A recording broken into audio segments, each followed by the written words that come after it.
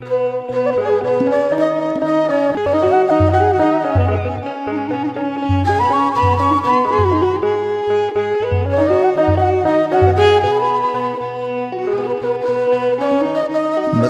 مسافنتي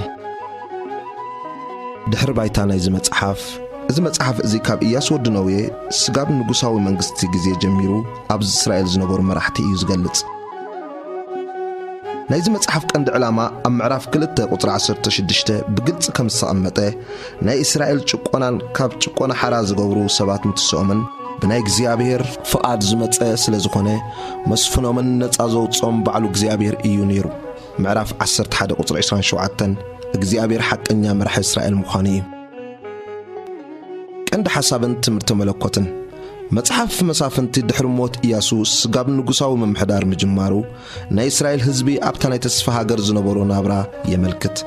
بحدا قص عمتصا ببزح أبت هزبي زبطح مقطعات እግዚአብሔር بخالد ما እግዚአብሔር بمكران بچنقن غزي زقربولن يمكرا اويات نتلمنا مرسي بمهاب زتفلاليو مرحتي مسافنت بمتسا نايت هزبي صلات كم زوقعي سلام كم زسفنه يزارب أبز مصحف إسرائيلاويان كان أن مسأتو እግዚአብሔር ዝገበረሎም ረሲዖም ምስትናይ كان أناويان طاوتاتن أمنتن كم استوسدو نري مصحف مسافنتي مسرتاو زخون علامو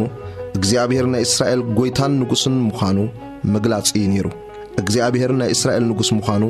ኣብ መጀመርያ ኣብ ከረንሲና ኣብ ምድርሞ ኣብ ሙሴ ባርያ እግዚአብሔር ኣብ ሰኬም ድማ በኢያሱ ኣቢሉ ዝተገብረ ናይ ኪዳን ተሐድሶ ተገልጽ ንረኽቦ يكون امبر إسرائيل نا እግዚአብሔር ንግስነት بزي مقبالا እዚ ጽሑፍ ደጋግሚ ይወቅሳ እዚ ድማ ነፍስ ወከፍ ቁኑዕ ኮይኑ እተራእዮ ገበረ ዝብል ጥቅሲ የብርሃልና እግዚአብሔር ብዕቤት ስልጣኑ ባዕዳውያን ወረድቲ ተጠቂሙ ነቲ ህዝቢ ብምቅጻዕ ከምኡ ነቲ ህዝቢ ተጨኒቁ ናብ እግዚአብሔር ብዘውየሉ ግዜ ነፃ አውጻት መልእክተኛታት ብምልአኽ እዚ ድማ እግዚአብሔር ኪዳኑ ብኡምንነት ከም ዝሓለወ ይነግረና እዩ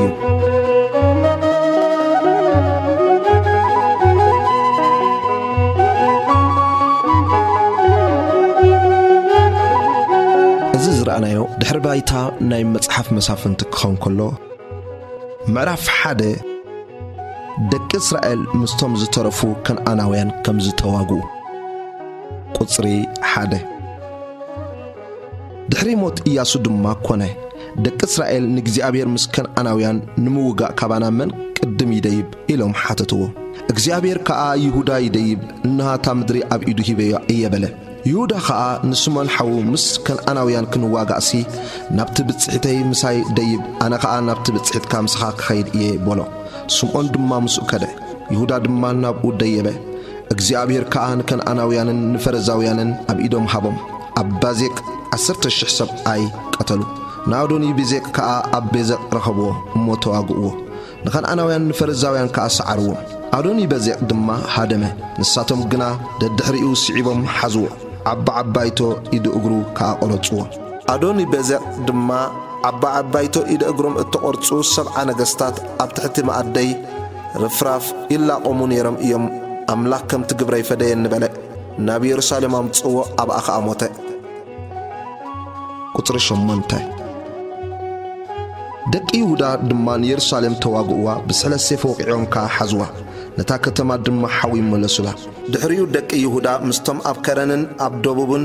أب قلان زنبرو كان أناويان كواجو وردو يهودا دمان نبتم أب كبرون زنبرو كان أناويان كده سم كبرون قدم قريات 4 نبرة نشاشاين نحيمانن نتالماين وقوم كابو نبتم أب ديبر زنبرو كده سم ديبر قدم قريات سفر نبرة كالب دما نتنقريا السفر وقعو زحزا قوالي عكاسا سبي تختكونو كوبو إيبالي أتنائل ودك آنيز نشتحو نكالب حزا عكاسا قوالو سبي تختكونو دم هابو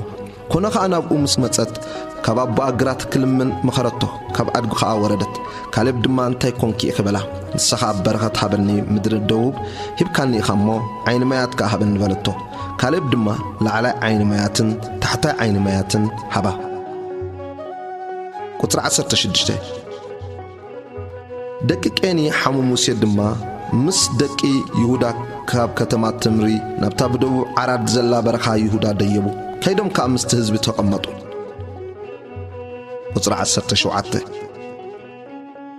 يهودا دما مسمعون حاو خده نتم كاب صفات زنبرو كان أناويان وقعوهم فتصيمم كأطفئوا سمتا ختما دما حرما تبهله يهودا خان نغازان ندوباتان ناشقالون ندوباتان نعقرون ندوباتان دما حزن እግዚአብሔር ምስ ይሁዳ ነበረ እሞ ነቶም ኣብ ከረን ዝነበሩ አልቆቆም ነቶም ኣብ ለስ ዝነበሩ ግና ሰረገላታት ሓጺን ነበሮም እሞ ከልቆም አይከኣልን ንካሌብ ድማ ከምቲ ሙሴ ተዛረቦ ኬብሮን ሃብዎ ንሱ ኸኣ ንሰለስቲዮም ደቂ ዓናቅ ካብኣ አልቆቆም ነቶም ኣብ ኢየሩሳሌም ዝነበሩ ይቡሳውያን ግና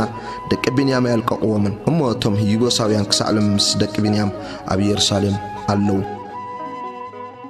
ቁጥር 22 ቤት ዮሴፍ ንሳቶም ውን ናብ ቤት ኤል ደየቡ እግዚአብሔር ካምሳታቶም ነበረ ቤት ዮሴፍ ድማ ንቤት ኤል ሰለይዋ ስምታ ከተማኻ ቅድም ሉዝ ነበረ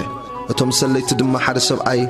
ካብታ ከተማ ክወጽእ ርዮም በጀኻ ምእተው ይዛ ከተማ ርኤና እሞ ምሕረት ክንገብረልካ ኢና በልዎ ምእተው እታ ከተማ ኸኣ ኣርኣዮም ነታ ከተማ ድማ ብስሕለት ሰይፍ ወቕዕዋ ነቲ ሰብኣይ ንብዘለው ዓሌቶን ግና ይኺዱ ሓደግዎም እቲ ሰብኣይ ድማ ናብ ምድሪ ሒታውያን ከይዱ ከተማ ሰርሐ ስማ ኸኣ ሉዝ ሰማያ ክሳዕሎም ድማ ስማ ንሱ እዩ ቁጥሪ 27 مناسي دما نبيت شعانن نعدتاتان نتعناقن نعدتاتان نتوم أب دورن أب عدتاتان زنبرو خانتهم أب يبلعمن أب عدتاتان زنبرو نتوم أب جيمدونن أب عدتاتان زنبرو دما أيو رسومن نتوم كان أنا ويندا أب تهاجرتي كنبرو قرطو كونك إسرائيل مسبرتعه نتوم كان أنا وين أجبرهم إمبر ملكاسي ألقاهم قطر عسران تشعتن إفريم ونتم أب جيزر زنبرو كان أناوين ألقاهم نتم كان أناوين كأ أما أكلم أب جيزر تأمتو زابلون نتم أب كترون زنبرون نتم أب نحالول زنبرون ألقاهم سلزي نتم كان أناوين أما أكل تأمتو جبارو دم كونو كتري سلاسن حدن أسير نتم أب أكو زنبرون نتم أب سيدونن أب أحلابن أب أكزيبن أب إلبان أب إفكن أب رحيبون زنبرو أيلقاهم سلازي القاهم كا السراويان أب مأكل إتم أب تهاجر زنبرو كان أنا ينتأمتو قطر سلستن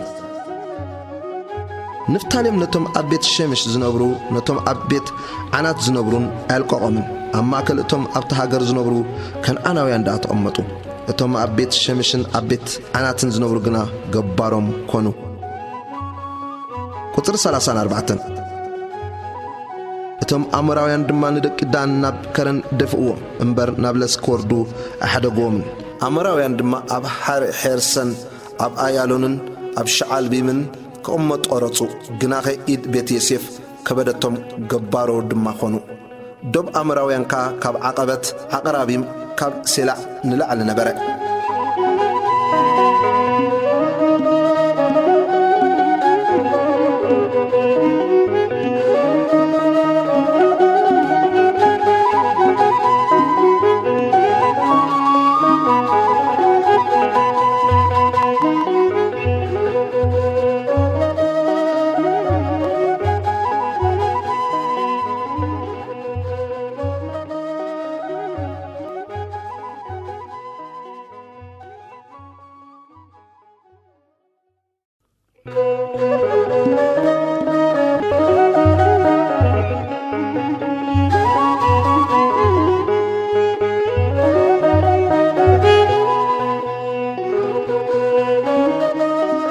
مصحف مسافنت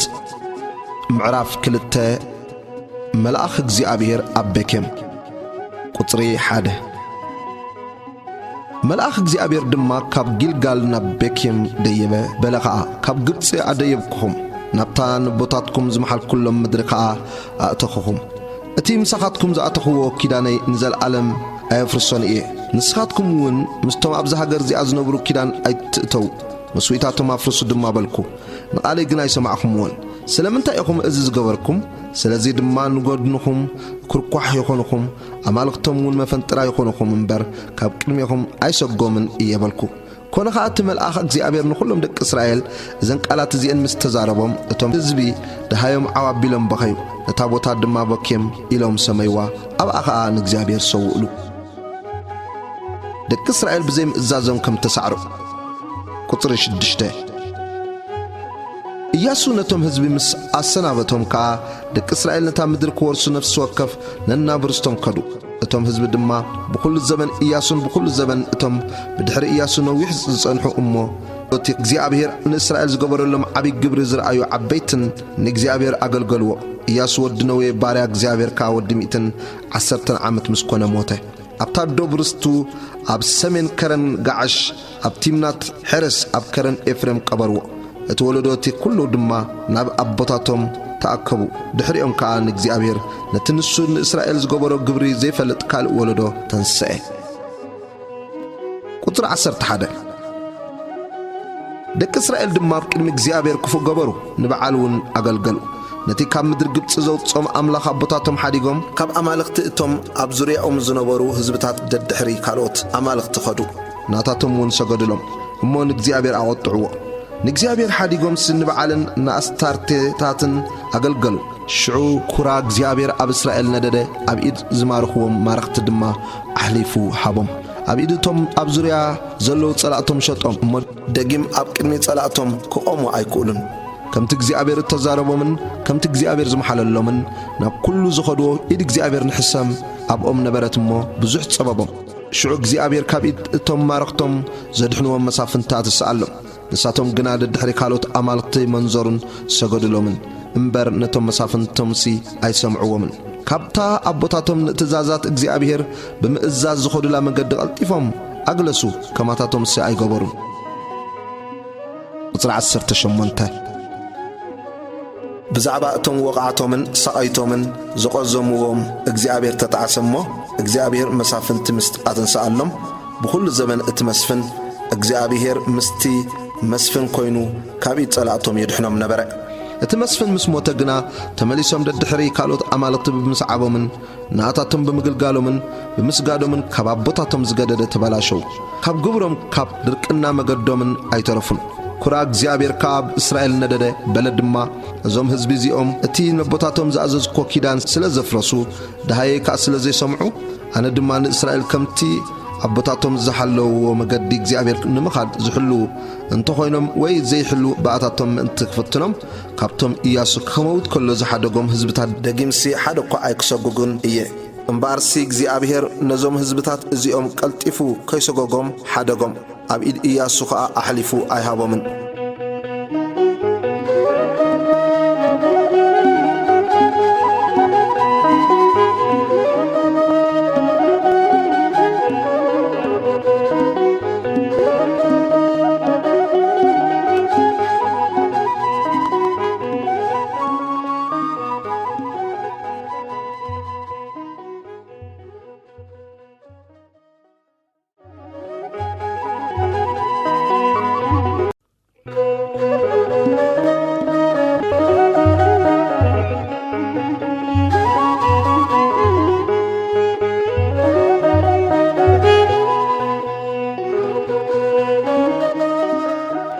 መጽሐፍ መሳፍንት ምዕራፍ 3 ቁጥሪ 1 ነቶም ኩሉ ውግእ ከነዓን ዘይፈለጡ ዘበሉ እስራኤልሲ እግዚአብሔር በኣታቶም ክፍትኖም ኢሉ ዝሓደጎም ህዝብታት እዚኣቶም እዮም ሓሙሽቲኦም ሽማምንቲ ፊልስጥማውያንን ኩሎም ከነዓናውያንን ሲደናውያንን እቶም ኣብ ከረን ሊባኖስ ካብ ከረን በዓል ሄርሞን ክሳዕ ምእተው ሓማዝ ዝነብሩ ሃዋውያን እውን እዚ እቶም ወለዶ ደቂ እስራኤል ምናዳ እቶም ቅድም ውግእ ዘይፈለጡ ዘበሉ ውግእ ተማሂሮም ምእንቲ ክፈልጡ ጥራይ እዩ እቲ ነቦታቶም ብሙሴ ዝኣዘዞም ትእዛዛት እግዚአብሔር ዝሰምዑ እንተኾይኖም ምእንቲ ክፈልጥሲ እዚኣቶም ንምፍታን እስራኤል ነበሩ ቁጥሪ 5 ደቂ እስራኤል ኣብ ማእከል ከነዓናውያንን ሒታውያንን ኣሞራውያንን ፈሪዛውያንን ሃዋውያንን ይበሳውያንን ተቐመጡ ኣዋልዶም ከዓ ኣንስቲ ክኾኖም ወሰዱ ኣዋልዶም ድማ ንወዳቶም ሃቡ ንኣማልኽቶም እውን ኣገልገልዎም ዓትናኤል ቁጥሪ 7 ደቂ እስራኤል ከዓ ኣብ ቅድሚ እግዚአብሔር ክፉእ ዘበለ ገበሩ ንእግዚአብሔር ኣምላኾም ረሲዖም ድማ ንበዓላትን ንኣስታርቴታትን ኣገልገሉ ስለዚ ኩራ እግዚአብሔር ኣብ እስራኤል ነደደ እሞ ኣብ ኢድ ኩሻን ራሽታይም ንጉስ ኣራም ናሃራይም ሸጦም ደቂ እስራኤል ድማ ንኩሻን ራሽታይም 8 ዓመት ተገዝእዎ ግና ከደቂ እስራኤል ናብ እግዚአብሔር ተማሃለሉ እግዚአብሔር ድማ ንደቂ እስራኤል ዘድሕኖም መድሓኒ አትናኤል ወዲ ቃኔዝ ንእሽቶ ሓዎ ንካሌባትን ሰአሎም መንፈስ እግዚአብሔር ኣብ ልዕሊኡ ነበረ እሞ ንእስራኤል ይፈርድ ነበረ ክዋጋእ ካወፀ እግዚአብሔር ድማ ንኩሻን ራሽታይም ንጉስ አራም ኣብ ኢዱ ኣሕሊፉ ሃቦ ኢዱ ከዓ ንኩሻን ራሽታይም ሓየለቶ እቲ ሃገሩን 40 ዓመት ዓረፈት አትናኤል ወዲ ቃኔዝ ከዓ ሞተ ኤሁድ ቁጥር 12 ደቂ እስራኤል ድማ መሊሶም ኣብ ቅድሚ እግዚአብሔር ክፉእ ዘበለ ገበሩ ኣብ ቅድሚ እግዚአብሔር ክፉእ ስለ ዝገበሩ ከዓ እግዚአብሔር ንዕግሎን ንጉስ መኣብ ኣብ ልዕሊ እስራኤል ኣበርትዖ ንደቂ ኣሞንን ኣማሌቅን ናብኡ ኣኽተቶም ከይዱ ከዓ ንደቂ እስራኤል ሰዓሮም ንኸተማ ተምሪውን ሓዝዋ ደቂ እስራኤል ድማ ንዕግሎን ንጉስ መኣብ 18 ዓመት ተገዝእዎ ደቂ እስራኤል ግና ናብ እግዚአብሔር ተማሃለሉ እግዚአብሔር ድማ ኤሁድ ወዲ ጌራ ብንያማዊ አከላይ ሰብአይ መድሓንያትን ሰአሎም ደቂ እስራኤል ከዓ ናብ ዕግሎን ንጉስ መኣብ ብኢዱ ገጸ በረኸት ሰደዱ ሾ ኤሁድ ክልተ ዝኣፉ እመት ዝምንዋሓ ሴፍ ገይሩ ኣብ ትሕቲ ክዳኑ ኣብ የማናይ ሕቑ ዓጠቓ እቲ ገጸ በረኸት ንዕግሎን ንጉስ መኣብ ኣቕረበሉ ዕግሎን ድማ ኣዝዩ ከርሹ ነበረ ኮነ ከዓ ነቲ ገጸ በረኸት ኣቕሪቡ ምስ ፈጸመ ነቶም ነቲ ገጸ በረኸት ጸይሮም ዝነበሩ ህዝቢ ሰደዶም ንሱ ግና ካብታ ኣብ ጊልጋል ዘላ ስፍራ ምስልታት ተመሊስዎ ንጉስ ሕቡእ ነገር ዝነግረካ ኣለኒ በሎ ንሱ ከዓ ስቕበል በሎ እቶም ምስኡ ደው ኢሎም ዝነበሩ ኩሎም ከዓ ካብኡ ወፁ ኤሁድ ድማ ናብኡ ኣተወ ንሱ ከዓ ኣብታ ንኡ ንበይኑ ጥራይ ዝነበረት ላዕለይቲ ቤት ሓጋይ ኮፍ ኢሉ ነበረ ኤሁድ ድማ ንኣኻ ዝነግረካ ቃል ኣምላኽ ኣለኒ በሎ ንሱ ከዓ ካብ መንበሩ ተንስአ ኤሁድ ድማ ጸጋመይቲ ኢዱ ሰዲዱ ነታ ሴፍ ካብ የማነይቲ ሕቑ መሲቱ ናብ ከብዱ ሸኸተሉ ድሕሪ ታ ሴፍ ድማ ጋይማ ኣተወ ነታ ሴፍ ካብ ከብዱ ኣየውፃን እሞ ስብሒ ከደና ድሕሪኡ ከዓ ወፀት ሽዑ ኤሁድ ናብቲ ደገ ቤት ወፀ ድሕሪኡ ድማ ነቲ ማዕጾ እታ ላዕለይቲ ቤት ዓፂዩ ሸጎሮ ቁፅሪ 24 ንሱ ምስ ወፀ እቶም ገላው ወፂኦም ረአዩ እነሆ ከዓ ማዕጹ እታ ላዕለይቲ ቤት ተሸጊሩ ነበረ እሞ ርግጽ ኣብ ሕልፍኝ ቤት ሓጋይ ኮይኑ ጉዳይ ይገብር ኣሎ ከኣበሉ ክሳዕ ዝሽገሩ ተጸበዩ እነሆ ንሱ ማዕጹ እታ ላዕለይቲ ቤት ኣይከፈተን እሞ መክፈቻ ወሲዶም ከፈትዎ እነሆ ድማ ጎይቶኦም ሞይቱ ኣብ ምድሪ ወዲቑ ነበረ ኤሁድ ግና በቲ ምድንጓዮም ኣምለጠ ናብ ክንየው ስፍራ መስልታት ሓሊፉ ናብ ስዒራ ኣምለጠ ኮነ ከዓ ምስ ኣተወ ኣብ ከረን ኤፍሬም መልኸት ነፍሐ ደቂ እስራኤል ድማ ንሱ ከቅድሚኦም ኮይኑ ምስኡ ካብ ከረን ወረዱ ንሱ ድማ እግዚአብሔር ንመኣባውያን ጸላእትኹም ኣብ ኢድኩም ሂብኩም እዩ እሞ ሰዓቡኒ በሎም ደድሕሪኡ ከዓ ወረዱ ነቲ ንመኣብ ዘብል መሳገሪታት ዮርዳኖስ ሓዝዎ ንሓደ ሰብ እኳ ከይሓልፍ ኣይሓደጉን በታ ግዜ እቲኣ ካብ መኣብ 10,000 ዝኣኽሉ ሰብ ቀተሉ ኩሎም ዱልዱላት ኩሎም እውን ጀጋኑ ሰባት ነበሩ ሓደ ሰብ እኳ ኣይምለጠን መኣብ ከዓ በታ መዓልቲ እቲኣ ኣብ ትሕቲ ኢድ እስራኤል ተዋረደ እቲ ሃገር ከዓ 80 ዓመት ዓረፈት ሽምጋር ቁፅሪ 31 ብድሕሪኡ ድማ ሽምጋር ወዲ ዓናት ነበረ ንሱ ብስላዕ ብዕራይ ገይሩ 600 ፍልስጥማውያን ቀተለ ንሱ ንእስራኤል ኣድሓኖም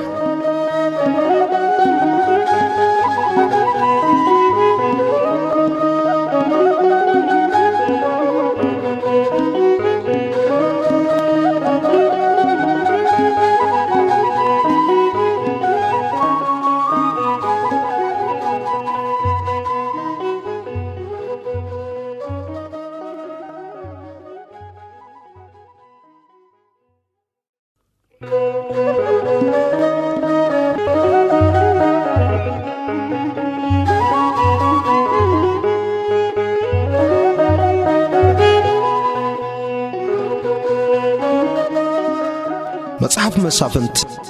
ምዕራፍ 4 ዲቦራ ቁጥሪ 1 ደቂ እስራኤል ከዓ ኤሁድ ምስ ሞተ መሊሶም ኣብ ቅድሚ እግዚአብሔር ክፉእ ገበሩ እግዚአብሔር ድማ ኣብ ኢድቲ ኣብ ሓጾር ነጊሱ ዝነበረ ያቢን ንጉስ ከነዓን ሸጦም ሓለቓ ሰራዊቱ ሲሰራ ነበረ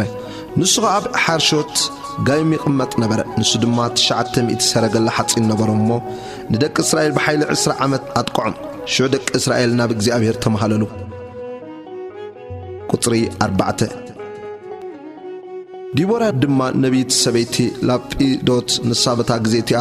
ንእስራኤል ትፈርድ ነበረት ንሳ ከዓ ኣብ ከረን ኤፍሬም ኣብ መንጎ ራማን ኣብ መንጎ ቤትኤልን ኣብ ትሕቲ ተምሪ ዲቦራ ትቕመጥ ነበረት ደቂ እስራኤል ድማ ንፍርዲ ናብኣ ደየቡ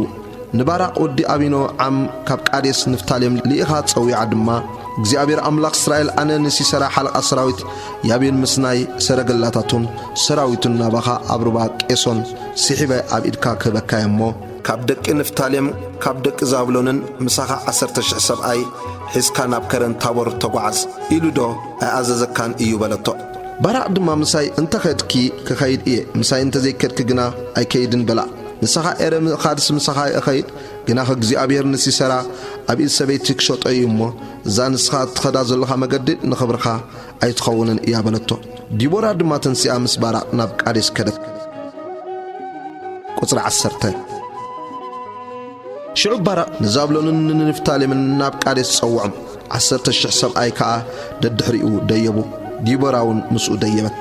ኤበር ቀናዊድ ግና ካብቶም ቀናውያን ደቂ የባብ ሓው ሙሴ ተፈልዩ ነበረ ድንኳኑ ድማ ክሳዕ እቲ ኣብ ጥቓ ቃዴስ ኣብ ጸንዓናይም ዘሎ ድዋ ተኺሉ ነበረ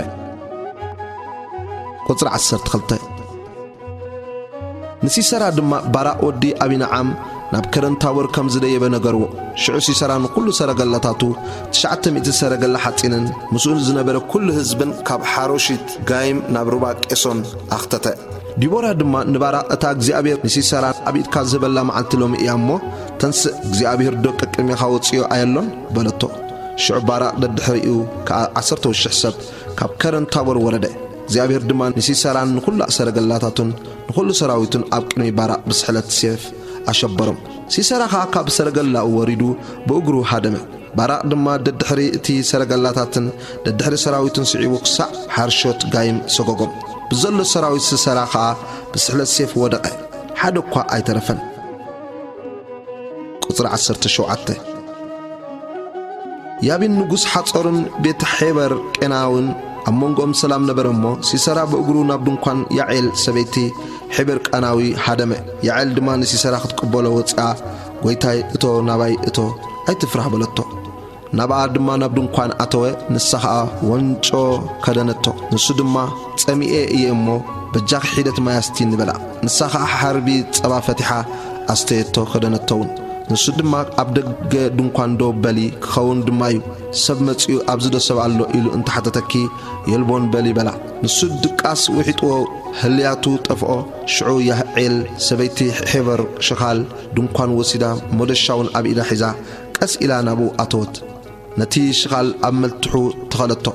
نامدر دما أتوه نسوخ أموته انو دما باراق نسي سراق سوغو خلو يعيل كتقبلو وطيا اتنسخا اتدولي زلخا سبعي كريكاس نعبلتو نابعا دما أتوه نو خاسي سرا مويتو وديقو نبره اتي شغالون عملتحو نبره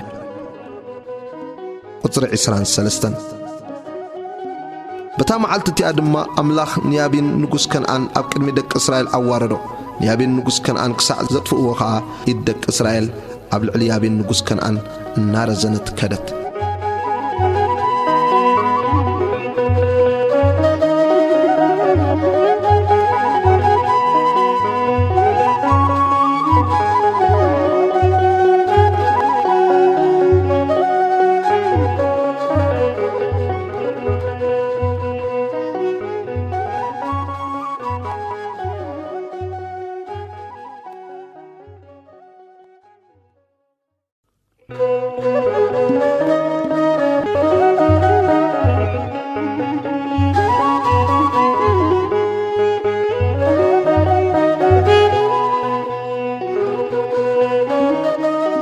مصحف مسافنتي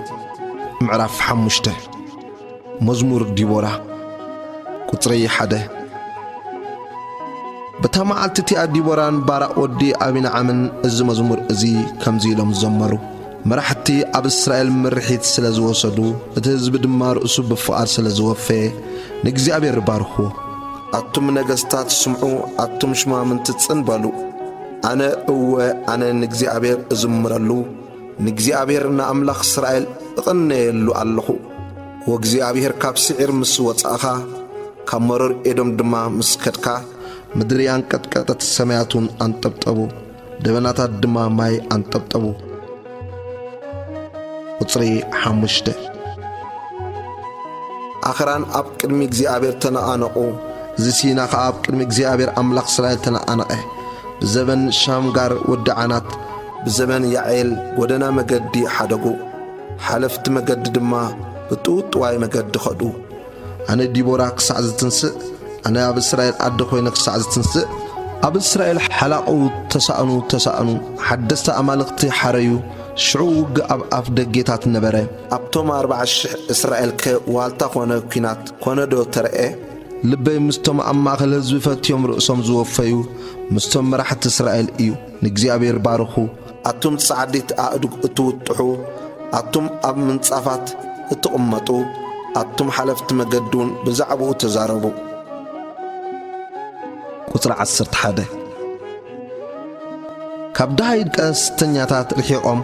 أمونغو قابلاتات أبو قبرتات صدقي جزي أبيهر እቲ ኣብ እስራኤል ተገብረ ግብርታት ጽድቂ ሓለቁ ድማ ይንገሩ ሽዑ ህዝቢ እግዚአብሔር ናብ ደጌታት ወረደ ተንሲ ዲቦራ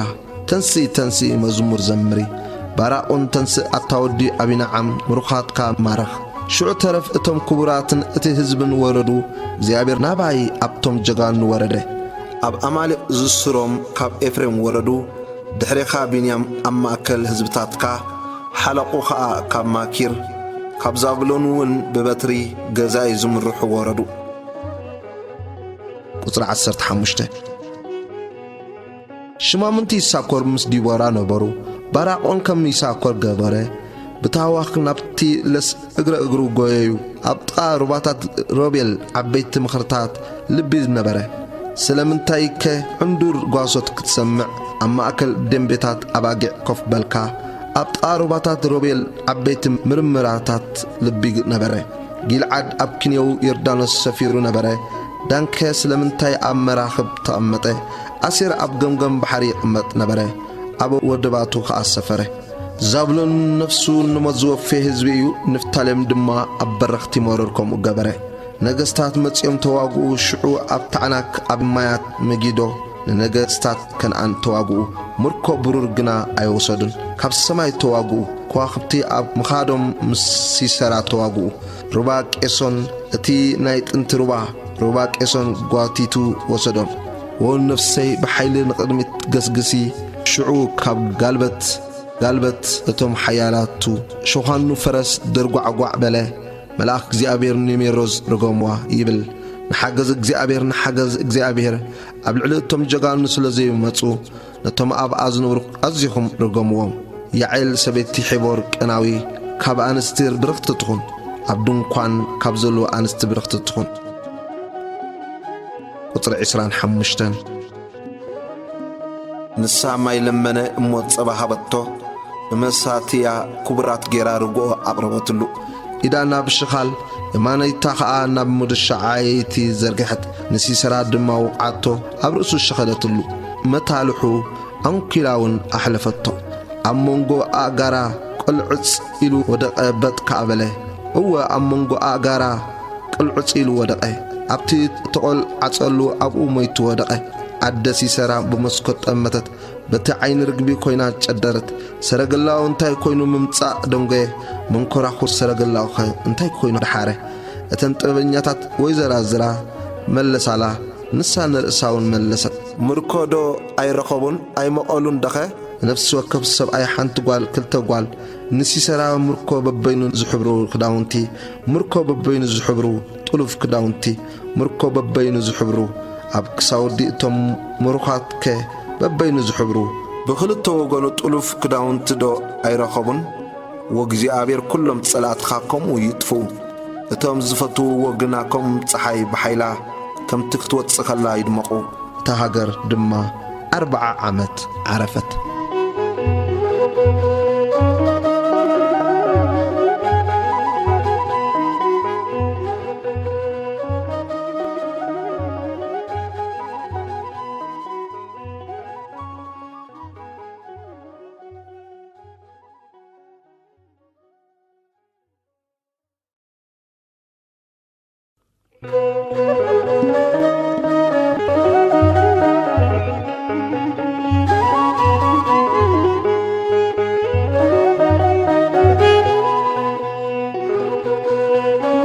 መጽሐፍ መሳፍንቲ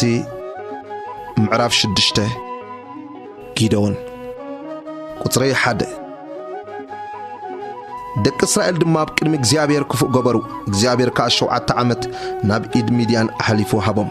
ኢድ ሚድያን ድማ ኣብ እስራኤል ብርትዕት ደቂ እስራኤል ከ ኣብ ሰሪ ሚድያን እቲ ኣብ ኣኽራን ዘሎ ጉዳጉድን ባዓትታትን እምባታትን ገበሩ ኮነ ድማ እስራኤል ምዝረአ ሚድያናውያን ኣማሊቃውያን ደቂ ምብራቕ ደየቡ ናብኦም ደየቡዎም ኣብኦም ሰፊሮም ክሳዕ እቲ ንጋዛ ዝእቱ ፈረ እታ ምድሪ ኣጥፉ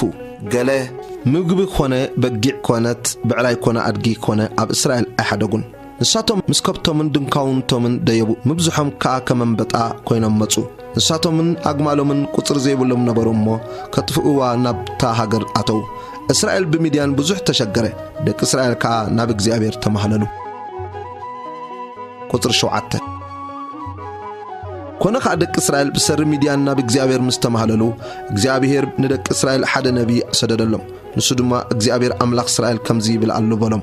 ኣነ ካብ ግብፅ ኣደየብኩኹም ካብ ቤት ባርነት ኣውጻእኩኹም ካብ ኢድ ግብፃውያን ካብ ኢድ ኩሎም መጥቃዕትኹምን ኣድሓንኩኹም ናታቶም ካብ ቅድሚኹም ሰጊጎ ምድሮም ሃብኩኹም ኣነ እግዚአብሔር ኣምላኽኩም እየ ንኣማልኽቲ እቶም ንስኻትኩም ኣብ ሃገሮም ተቐሚጥኩም ዘለኹም ኣምራውያን ኣይትፍርህዎ ድማ በልኩኹም ግና ቃለይ ኣይሰማዕኹምን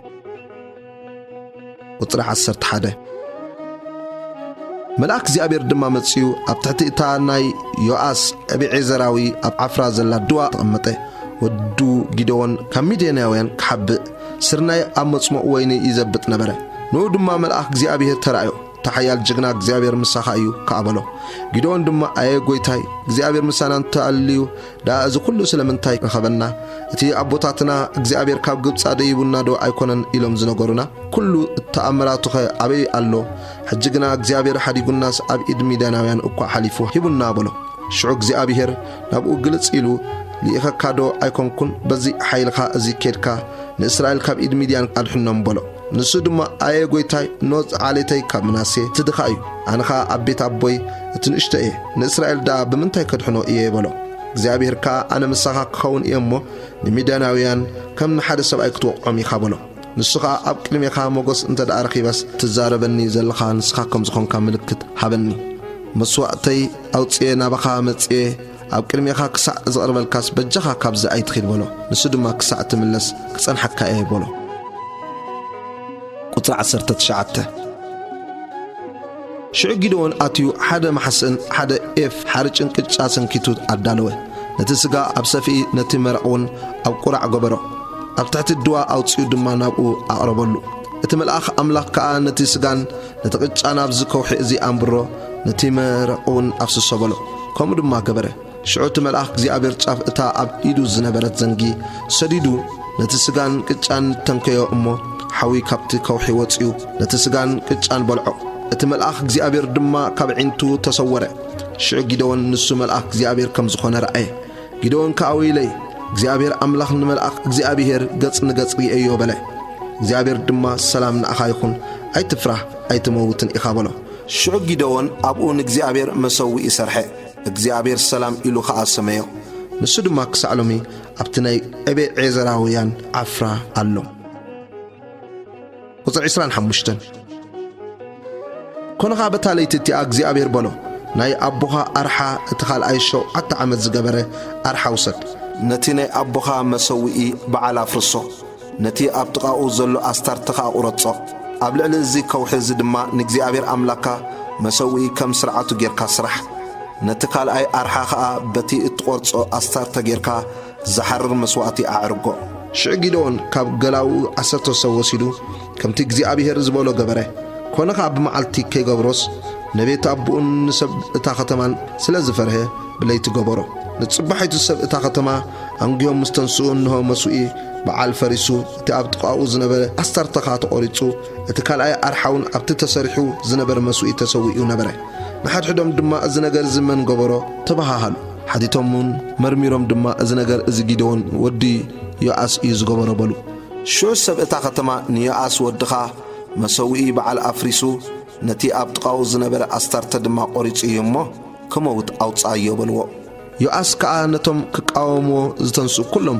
ንበዓል ዶ ክትጣበቐሉ ኢኹም ወይስ ክትድሕንዎ ዶ ደሊኹም እቲ ክጣበቐሉ ዝደሊ ምድሪ ከይወግሐት ይሙት ንሱ ኣምላኽ እንተኾይኑስ ነቲ መስዋዕቱ ዘፍረሰሉ ባዕሉ ይማጎቶ በሎ ስለዚ በታ መዓልቲ እቲኣ በዓል ነቲ መስዋዕቱ ዘፍረሰሉ ባዕሉ ይማጎቶ ኢሉ ይሩብ በዓል ሰማዮ ቁጥሪ 33 ሽዑ ኩሎም ሚዳናውያንን ኣማሊቃውያንን ደቂ ምብራቕን ብሓደ ተኣከቡ ተሳጊሮም ድማ ኣብለስ ኢዝራኤል ሰፈሩ ንጊዶን ከዓ መንፈስ እግዚአብሔር ወረዶ ንሱ መለኸት ነፍሐ አብዔዘራውያን ከዓ ተኣኪቦም ሰዓብዎ ናብ ብዘሎ ምናሴ ድማ ልኡኻት ሰደደ ንሳቶም ከዓ ከቲቶም ሰዓብዎ ናብ ኣሴርን ዛብሎንን ንፍታሌምን ድማ ልኡኻት ሰደደ ንሳቶም ክቕበልዎም ደየቡ ቁጥሪ 36 ጊዶን ድማ ንኣምላኽ ከምቲ እተዛረብካዮ ንእስራኤል ብኢደይ ተድሕኖ እንተኾንካስ ኖ ኣነ እዚ ቁሩፅ ጸምሪ እዚ ኣብ ዓውዲ የንብር ኣለኹ ኩላ ምድሪ ቅጽቲ ከዓ ኣብዚ ጸምሪ ጥራይ ዛዕዛዕ እንተኾነ ሽዑ ከምቲ እተዛረብካዮ ንእስራኤል ብኢደይ ከምቲ ተድሕኖ እፈልጥ በሎ ከምኡ ድማ ኮነ ንጽባሒቱ ኣንጊሁ ተንሲኡ ነቲ ጸምሪ ጸሞቐ ካብቲ ጸምሪ ከዓ ሒላብ ሙሉእ ማይ ኣውፅአ ጊዶን ድማ ንኣምላኽ ሓንሳእ ጥራይ ክዛረብ ቁጣዓኻ ኣባይ ኣይንደድ በቲ ጸምሪ ሓንሳእ ጥራይ ክፍትን በጃኻ እምበኣርሴቲ ጸምሪ ጥራይ ንቑፅ ኣብ ዘላ ምድሪ ድማ ዛዕዛዓ ይኹን በሎ ኣምላኽ ድማ በታ ለይቲ እቲኣ ከምኡ ገበረ እቲ ጸምሪ ጥራይ ንቑፅ ከሎ ኣብ ዘላ ምድሪ ዛዕዛዓ ኮነ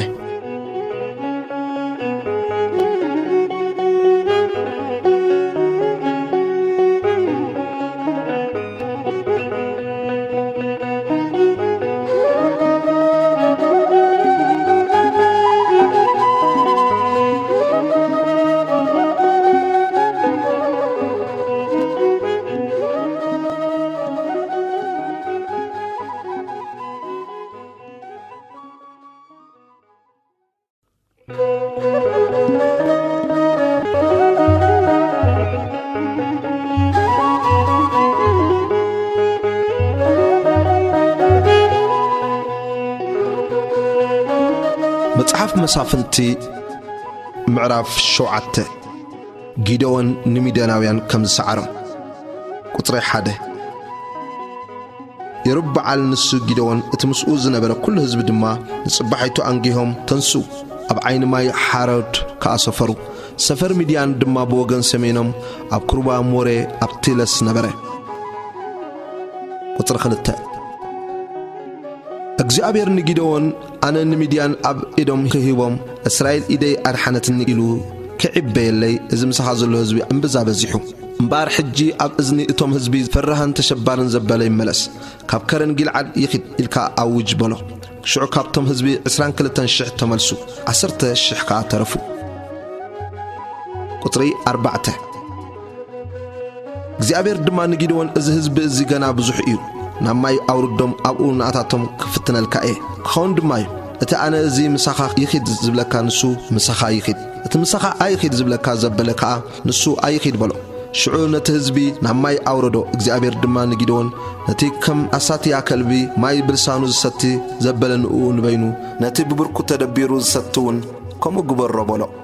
ቁጽሪ እቶም ብኢዶም ንኣፎም ማይ ዘስተዩ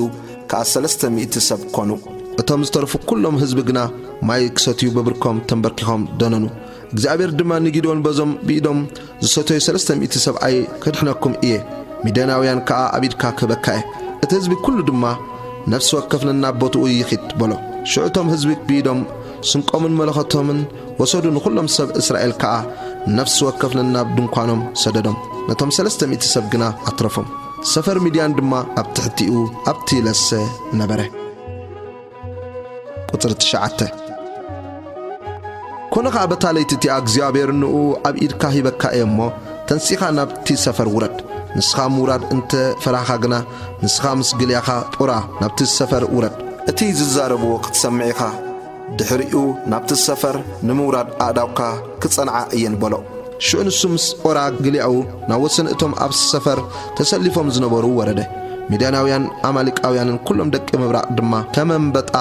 ዝምብዝሖም ኣብቲ ለስ ሰፊሮም ነበሩ ኣግማሎም ከዓ ቁጽሪ ዘይብለን ኣብ ወሰን ባሕሪ ከም ዘሎ ሕፃ ዝምብዝሐን ነበራ ጊዶን ምስ መጸ እንሆ ሓደ ሰብ ንብጻይ ሕልሙ ይነግሮን ይብለውን ነበረ እንሆ ሕልሚ ሓለምኩ እንሆኻ ጎጎ ስገም ናብ ሰፈር ሚድያን አንከራረወ ናብ ድንኳን መጺኡ ወቕዖ እሱ ድማ ወደቐ ንላዕሊ ኣቢሉ ከዓ ገልበጦ እቲ ድንኳን ድማ ወደቐ እትብጻዩ ድማ መሊሱ እዚ ሴፍ ጊደውን ወዲ ዮአስ ናይ እስራኤል ሰብ እዩ እምበር ካላ ኣይኮነን ኣምላኽ ንሚድያንን ንኩሉ ሰፈርን ኣብ ኢዱ ኣሕሊፉ ሃቦ በለ ቁጽር 15 ኮነ ከዓ ጊደውን ነገር እዚ ሕልሚ እዝን መፍታሑን ምስ ሰምዐ ሰገደ ድሕርዚ ናብ ሰፈር እስራኤል ተመሊሱ እግዚአብሔር ንሰፈር ሚድያን ኣብ ኢድኩም ሂብኩም እዩ እሞ ተንስኡ በለ ነዞም 300 ሰብ ድማ ኣብ 3 ጭፍራ መቐሎም ኣብ ኢድ ኩሎም ከዓ መለኸትን ጥራዩ ዳንሱን ኣብ ውሽጢ እቲ ዳንሱን ፋናታት ሃቦም በሎም ድማ ንኣይረኣዩ ከምኡ ከዓ ግበሩ ኖኸ ኣነ ናብ ወሰን ሰፈር ምስ መጻሕኩ ክኸውን እዩ ከምቲ ኣነ ዝገብሮ ግበሩ ኣነ ምስቶም ምሳይ ዘለዉ ኩሎም ኮይነ መለኸት ምስ ነፋሕኩ ንስኻትኩምን ኣብ ዙርያ ኩሉ እቲ ሰፈር ንፍሑ ንእግዚአብሔር ንጊደዎንን ድማ በሉ ቁጽር 19 ኣብ መጀመርታ ሓለዋ ፍርቂ ለይቲ ብኡ ዘብዕኛታት ምስ ተለወጡ ጊደዎንን እቶም ምስኡ ዝነበሩ 100 ሰብኣይን ናብቲ ወሰን ሰፈር መጹ መለኸት ከዓ ነፍሑ ነቲ ኣብ ኣእዳዎም ዝነበረ ዳንሱን ሰበርዎ 3ኦም ጭፍራ ድማ መለኸቶም ነፍሑ ነቲ ዳንሱ ከዓ ሰበርዎ ብጸጋመይቲ ኢዶም ፋናታት ብየማነይቲ ኢዶም ከዓ ክነፍሑ መለኸት ሓዙ ሴፍ እግዚአብሔርን ጊደዎንን ኢሎም ድማ ጨደሩ ነፍሲ ወከፍ ኣብ ስፍራኡ ኣብ ዙርያ እቲ ሰፈር ቆሙ ሽዑ ብዘሎ እቲ ሰራዊት ጎየየ ጨሩሕን ሃዶሙን ከዓ ነቲ 300 መለኸት ድማ ነፍሑ እግዚአብሔር ከዓ ሴፍ ነፍሲ ወከፍ ናብ ብጻዩን ናብ ዘሎ እቲ ሰራዊትን ገበሮ እቲ ሰራዊት ድማ ናብ ፂረራ ኣቢሉ ክሳዕ ቤት ሽጣ ክሳዕታ ኣብ ገምገም ኣቤል መሐላ ዘላ ጣባት ሃደመ ሰብ እስራኤል ድማ ካብ ንፍታሌም ካብ ኣሴርን ካብ ኩሉ ምናሴን ተኣከቡ እሞ ንሚድያናውያን ስዒቦም ሰገግዎም ቁጽር 24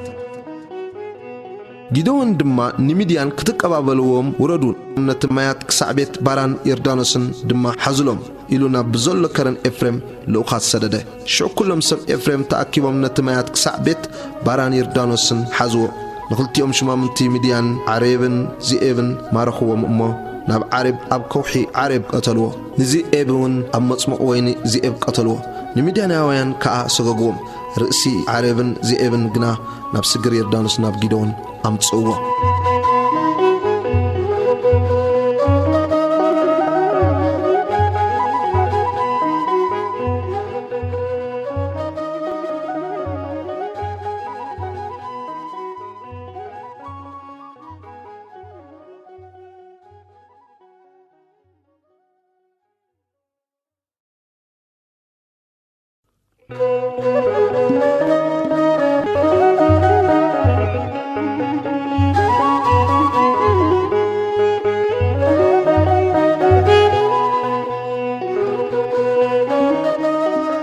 መጽሐፍ መሳፍንቲ ምዕራፍ 8 ዜባሕን ጻልሙናን ቁጽሪ 1 ሰብ ኤፍሬም ድማ እቲ ምስ ሚድያን ክትዋጋእ ክትከይድ ከለኻ ዘይጸዋዕካና ዝነገር እዚ ዝገበርካናስ እንታይ ነገር እዩ በልዎ ብሓይልኻ ኣተኸራኸርዎ ንሱ ድማ ክንዲ እቲ ናታትኩም እንታይ ገይረ እየ ካብ ምቑራጽ ወይኒ አቢዔዘርስ ቀሪም ዘለላ ኤፍሬም ዶ ኣይበልጽን ኣምላኽ ነቶም ሽማምንቲ ሚድያን ዓሬብን ዚኤብን ኣብ ኢድኩም ሂበኩም እዩ ክንድቲ ናታትኩም እንታይ ክገብር ከኣልኩ ሽዑ እዚ ዘረባዚ ምስ ተዛረበ ኩርኦም ሓደ ቁጽሪ 4 ጊደውን ድማ ናብ ዮርዳኖስ መጸሞ ንሱን እቶም ምስኡ ዝነበሩ 300 ሰብኣይን ተሳገሩ ደኺሞም ከለዉ እኳ ይሰጉ ነበሩ ንሰብ ስኮት ከዓ ኣነ ደድሕሪ ዜባሕን ጻልሙናን ነገስታት ሚድያን ኣሰጉግ ኣለኹ እዞም ዝስዕቡን ህዝቢ ድማ ደኺሞም እዮም እሞ እጃኹም እንጌራ ሃብዎም በሎም እቶም ሽማምንቲ ስኮት ግና ንሰራዊትካ እንጌራ ክንህቦምሲ ኢድ ዘባሕን ጻልሙናን ሕጅዶ ኣብ ኢድካ ኣለዋ በሉ ጊደወንካ ግዲ የልቦን እግዚአብሔር ንዘባሕን ንጻልሙናን ኣብ ኢደይ ምስ ሃበን ንስጋኹም ብእሾኽ በረኻን ብዳንዴርን ክዘብጠኩም እየበለ ካብኡ ናብ ፋኒኤል ደይቡ ከዓ ናታቶም ከምኡ ኢሉ ተዛረቦም እቶም ሰብ ፋኒኤል ድማ ከምቲ ናይ ሰብ ስኮት ገይሮም መለስሉ ንሰብ ፋኒኤል ከዓ ብሰላም ምስ ተመለስኩ ነዚ ግንቢ እዚ ከፍርሶ እየ በሎም ቁጽሪ 10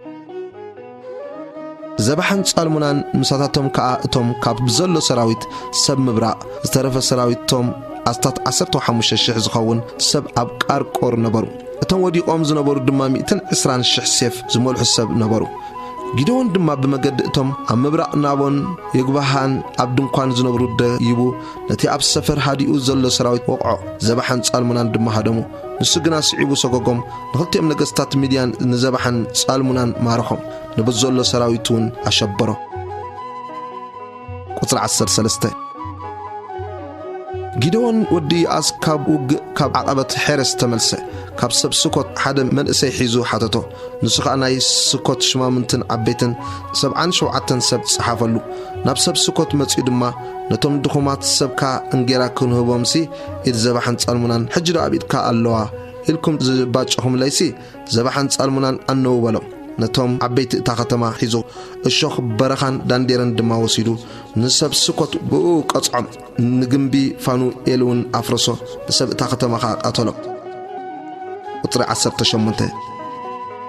ንዘባሕን ጻልሙናን ድማ እቶም ኣብ ታቦር ዝቐተልኩምዎም ሰባት ከመይ ዝበሉ ነበሩ በሎም ንሳቶም ከማኻ ዝበሉ እዮም ነፍሲ ወከፍ ውቃቢኦም ደቂ ንጉስ ይመስሉን ኢሎም መለስሉ ንሱ ኸ ኣሕዋተይ ደቅነይ እምበር እዮም ሕያው እግዚአብሔር እዩ ብህይወት እንተ ተሓድግዎምሲ ኣይመቐተልኩምን በለ ንየተር በኹሪ ወዱ ተንሲኻ ቅተሎም በሎ እቲ ወዲ ግና ንእሽተ ነበረ እሞ ፈሪሁ ሴፍ ኣይመሰተን ሽዑ ዘባሕን ጻልሙናን ሰብ ከምቲ ዘለዎ ሓይሉ ድማ ከምኡ እዩ እሞ ንስኻ ግዳ ተንሲኻ ውደቐና በሉ ጊዶን ከዓ ተንሲኡ ንዘባሕን ንጻልሙናን ቀተሎም እቲ ኣብ ክሳድ ኣግማሎም ዝነበረ ዳቋታት ከዓ ወሰደ ጣዖት ጊዶን ቁጥሪ 22 ሽዑ ሰብ እስራኤል ንጊዶን ካብ ኢድ ሚድያን ኣድሕንካልና ኢኻ እሞ ንስኻን ወድኻን ጉዝኡና በልዎ ጊዶን ከዓ ኣነስ ኣይገዛእኩምን ወደይውን ኣይገዛእኩምን እግዚአብሔር ዳ ይግዛእኹም በሎም ጊዶን ድማ ካባኻትኩም ግዳ ሓደ ልማኖ ልምን ኣለኹ ነፍሲ ወከፍ እቲ ዝማርኾ ቀላብቲ ሃቡን ይበሎም ንሳቶም እስማኤላውያን ነበሩ እሞ ስለዚ ቀላብቲ ወርቂ ነበሮም ንሳቶም ከዓ ተሓጒስና ንህበካ በሉ ክዳን ድማ ዘርግሑ ነፍሲ ወከፍ ከዓ ዝማርኾ ቀላብቲ ነብኡ ደርበ በጀካ እቲ ኣብ ነገሥታት ሚድያን ዝነበረ ድሪን ኩትሻን ግምጃ ክዳውንትን በጀካ እቲ ኣብ ክሳውዲ ኣግማሎም ዝነበረ ዳቋታት እቲ ዝለመኖ ቀላብቲ ወርቂ ሚዛኑ 700 ሲቃል ወርቂ ይኮነ ጊዶን ድማ ንኡ ኤፉድ ገይሩ ኣብ ከተማኡ ኣብ ዓፍራ ኣንበሮ ብዘለዉ እስራኤል ከዓ ደድሕሪኡ ኣብኡ ዘመወ እዚ ከዓ ንጊዶን ንቤቱን መፈንጠራ ኮነ ቁጥሪ 28 ሚድያን ከዓ ኣብ ቅድሚ ደቂ እስራኤል ተዋረዱ መሊሶም ከዓ ርእሶም ኣያልዓሉን እቲ ሃገር ድማ ብዘመን ጊዶን 40 ዓመት ዓረፈት ጊዶን ከም ዝሞተ ቁጥሪ 29 የሩብ በዓል ወዲ ይኣስ ከዓ ከይዱ ኣብ ቤቱ ተቐመጠ ጊዶን ድማ ብዙሓት ኣንስቲ ነበረኦ እሞ ካብ ሕቋኡ ዝወፁ 70 ኣወዳት ነበርዎ እታ ኣብ ሴኬም ዝነበረ ሰበይቲ ወሰኑ ንሳ ድማ ወዲ ወለደትሉ ስሙ ከዓ አቢሜሌክ አውጻሉ ጊዶን ወዲ ይኣስ ብጽቡቕ እርግና ሞተ ኣብታ ናይ ኤቤዔዘራውያን ዓፍራ ኣብ መቃብር አቡ ይኣስ ከዓ ተቐብረ ቁጥሪ 33 ኮነ ድማ ጊዶን ምስ ሞተ ደቂ እስራኤል ተመሊሶም ደድሕሪ በዓሊም ዘመው ንበዓል በሪት ኣምላኾም ገበርዎ ደቂ እስራኤል ነቲ ካብ ኢድ እቶም ኣብ ዙርያኦም ዝነብሩ ኩሎም ጸላእቶም ዘድሓኖም እግዚአብሔር ኣምላኾም ኣይዘከርዎን ንቤት የሩብ በዓል ማለት ጊዶን ከምቲ ንሱ ንእስራኤል ዝገበረሎም ኩሉ ጽቡቕ ነገርሲ ገለሞያ እኳ ኣይገበሩሉን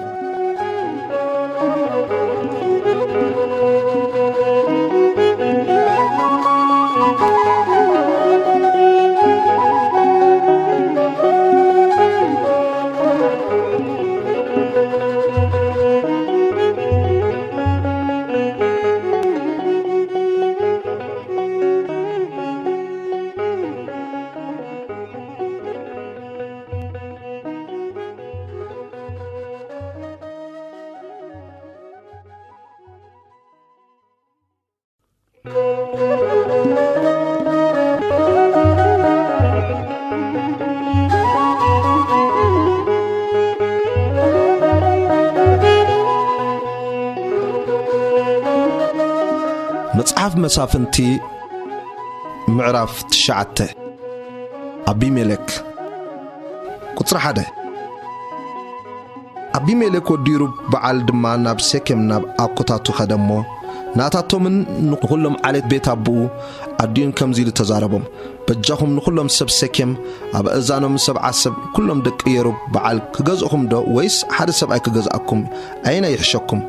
أنا قاعد عصمكم من سجاهم من كم زكون كوزا كرب بلوه أتوم أقطع تخازن جرزي كله نخلهم سب سكيم أبا إزانهم تزاربولو نصحونا أي إلهم دما لبهم نبأ أبي ملك زنبله كبيت بعز بريت دما سبع سكال برو حبوه بو غيرو خا ددحري اوزو صعبو كونتات قللت سبات توعى عليه نبيت أبو أب عفرا متيو نحواتو اتوم دك يربعال سبع سب قبل علي حد امني قتلهم يتام اتين اشتودي ربعال جنا تحبيو نبرمو ترفه كلهم سب سكم بزلا بيت ميلون تأكبو كيدوم كأن أبي ملك أبطغاتي أب سكم زل الدواء حاولت أنقصوه كتر شوعته نياتام ازمس نغرو نابرسي كرن غريزم كيدو او دو بله قالو عوابيلو جدره امو بلم اتم سب سكم املاح كسمعكم سسمعني قطر شمنته اقوام قبل عليهم نغوس كقبو كدو امو نولع قبل علينا نغس بلو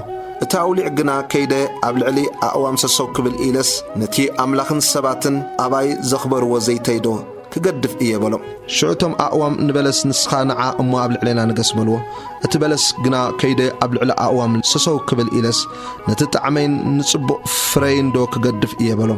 أتم أقوام نويني دما نسخانع أمو قبل علينا نقص بلو أتوين خا كيدة قبل على أقوام سسو كبل إلس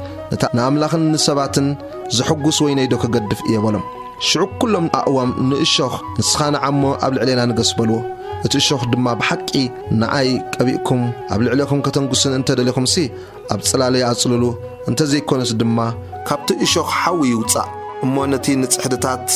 ليبانوس يبلع يبلم حجخا نابي ملك بمنغاسكم سي بحقن بقنعنا انت غيركمو نيرب بعالن بيتون دما صبو انت غيركم كم غبر ايدو كا انت غيركم لو ابوي سم انتكم تواغي نفسو احلفو هيبو دما كاب ايد ميديان ادحنكم نسخاتكم قنا لومي نابيت أبوي تنسيكم ندوكو سبع عسب قبل علي حد أمني قتلكم سي نابي ملك ودتا قزقتو حوكم سلزخوني قبل علي سب سكيم أنقصكمو مبارسي بزا معالت الزئة يرب بعالن نبيتون بحق أن بقنعنان غيركم انتكونكم بأمي ملك تحقوسو نسون بأخاتكم يتحقوس انت زي كونس كاب أبي ملك حوي يوصا أمو نسب سكيم نبيت ميلون يبلع كاب سب سكيم كابيت ميلون كا حوي يوصا أمو نابي ملك يبلع عيو يتام دما كاب قدمي حو أبي ملك غوي وهديمو ناب بئر كده أب آخا أتغمت قطر عسران كلتن أبي ملك دما قبل على إسرائيل 3 عامت غزي أملاخ كا أمونغو أبي ملك سبسيكي من حسم منفس دمو نابي ملك علوو ازي اتي أبتم 7 دك يرب بعال تقبره قفعي من انتخفده دموم كا قبل على اتي زقتلهم حوهم أبي ملكن قبل علتهم أم مقتال حواتي إدو زصنعلو سب سكمن من تكخوني تم سب سكم دما أبرئس أخران دبو أمبرلو ساتم كانوا كلهم بقوا زحلفوا سب مجدي يخاطروا نبرو أزد ما لأبي ملك نجارو وطلع إسران شدشتان قال ودي عبدن حواتون دما متيوم ناب سكم أتو سب سكم كا بقوا تأمنوا ناب جرهو دما وفرو وينهم قريتهم كا صمقوا نحقوس بعلون قبرو نبيت أملاكم أتيم دما بلعون ستين نابي ملكون رقمو قال ودي عبد دما بلا نحنا النقزوس أبي ملك من إيو سكم كمن إيو زيبول زمسلين ودي يرب بعل ديكونن نسخاتكم سين نسب حمر أبو سكم دا تغزو نحنا نقول انتاي إلنا نقزو زهزب زي أبتحتي إيدي انت زخون من مهابه نابي ملك مسوكو نيره نابي ملك كأسراويت كا أبزحمو وطأ بلو قطر 3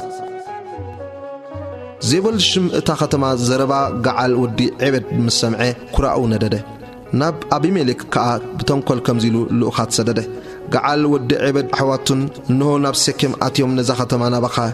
تنسؤل كا اللو حجخا نسخا تمسخا زلو هزبن بليتن تنسيخا أب مرر تدبأ كهون دماي صباح صحي كتبرق كلا أنجيكا تنسى أمون زاخة ما حدا قاودكا نوخا نسون مسؤول زل هزبن مسوت سوخا شعوئركا كم زر خبطهم قبرم قصر 34 አቢሜሌክን እትምስኡ ዝነበረ ኩሉ ህዝብን ብለይቲ ተንሲኦም 4 ክፍሊ ኮይኖም ኣብ ሴኬም ተደበቁ ገዓል ወዲ ዒበድ ድማ ወፂኡ ኣብ ኣፍ ደገታ ከተማ ደው በለ አቢሜሌክ ከዓ ምስቲ ምስኡ ዝነበረ ህዝቢ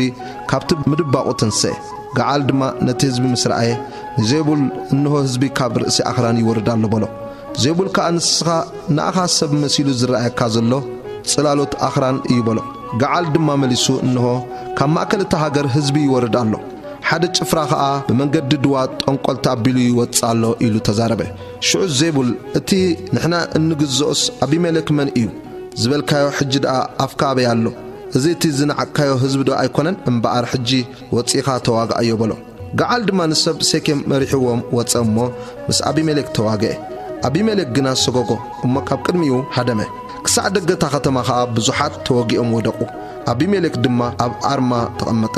ዜቡል ከዓ ንገዓልን ንሕዋቱን ኣብ ሴኬም ከይቅመጡ ሰጎጎም ቁጥር 42 ኮነ ከዓ ንጽባሒቱ እቲ ህዝቢ ናብ ገርሁ ወፀ እዚ ድማ ንአቢሜሌክ ነገርዎ እቲ ህዝቢ ወሲዱ ከዓ ኣብ 3 ጭፍራ መቐሎ ኣብ መረር ከዓ ድቦ ኣንበረ እንሆ ድማ እቲ ህዝቢ ካብ ከተማ ክወፅእ ምስ ረኣየ ተንስኦም ቀተሎም ድማ አቢሜሌክን እቶም ምስኡ ዝነበሩ ጭፍራታትን ጎየዮም ኣብ ኣፍ ደገታ ከተማ ደው በሉ እቶም ክልተ ጭፍራ ከዓ ጎየዮም ነቶም ኣብ ገርሁ ዝነበሩ ኩሎም ወድእዎም ቁጥር 45 አቢሜሌክ ከዓ በታ መዓልቲ እቲኣ ብምልኣ ነታ ከተማ ተዋጋ ነታ ከተማ ሒዙ ድማ ኣብኣ ንዝነበረ ህዝቢ ቀተለ ነታ ከተማ ኣፍሪሱ ከዓ ጨው ዘርኣላ ቁጥሪ 46 እቶም ኣብ ግንቢ ሴኬም ዝነበሩ ኩሎም እዚ ምስ ሰምዑ ናብ ዕርዲ ቤትኤል በሪት ኣተው ኩሎም ሰብ ግንቢ ሴኬም ከም ተኣከቡ ንአቢሜሌክ ነገርዎ ሽዑ አቢሜሌክን እቲ ምስኡ ዝነበረ ኩሉ ህዝብን ናብ ከረን ጸልሞን ደየበ አቢሜሌክ ድማ ማሕፀ ኣብ ኢዱ ወሲዱ ሓደ ጭንፈር ኦም ቆረፀ አልዒሉ ከዓ ኣብ መንኩቡ ገበሮ ነቶም ምስኡ ዝነበሩ ህዝቢ ከምዚ ኣነ ክገብሮ ዝርኢኹምኒ ቀልጢፍኩም ከምኡ ግበሩ በሎም ኩሉ እቲ ህዝቢ ከዓ ነፍሲ ወከፍ ከምኡ ጨጨንፈሩ ቆረፀ ንአቢሜሌክ ስዒቦም ድማ ናብቲ ዕርዲ ኣንበርዎ ነቲ ዕርዱ ከዓ ኣብ ልዕሊኦም አንደድዎ ኩሎም ኣብ ግንቢ ሴኬም ዝነበሩ ሰባት ድማ 10,000 ሰብኣይን ሰበይትን ሞቱ ቁጥሪ 50 አቢሜሌክ ድማ ናብቲ ቤት ከደ እሞ ነቲ ቤት ሰፈራ ሓዛኻ ኣብ ማእከል እታ ከተማ ድማ ጽኑዕ ግንቢ ነበረ ኩሎም ሰብኡትን ኣንስትን ኩሎም ሰብ እታ ከተማ ናብኡ ሃደሙ ኣብ ውሽጡን ተዓጹ ናብ ናሕሲ እቲ ግንቢ ከዓ ደየቡ አቢሜሌክ ድማ ናብቲ ግንቢ መጺኡ ተዋግኦ ብሓዊ ከንድዶ ከዓ ናብ ደገት ግንቢ ቀረበ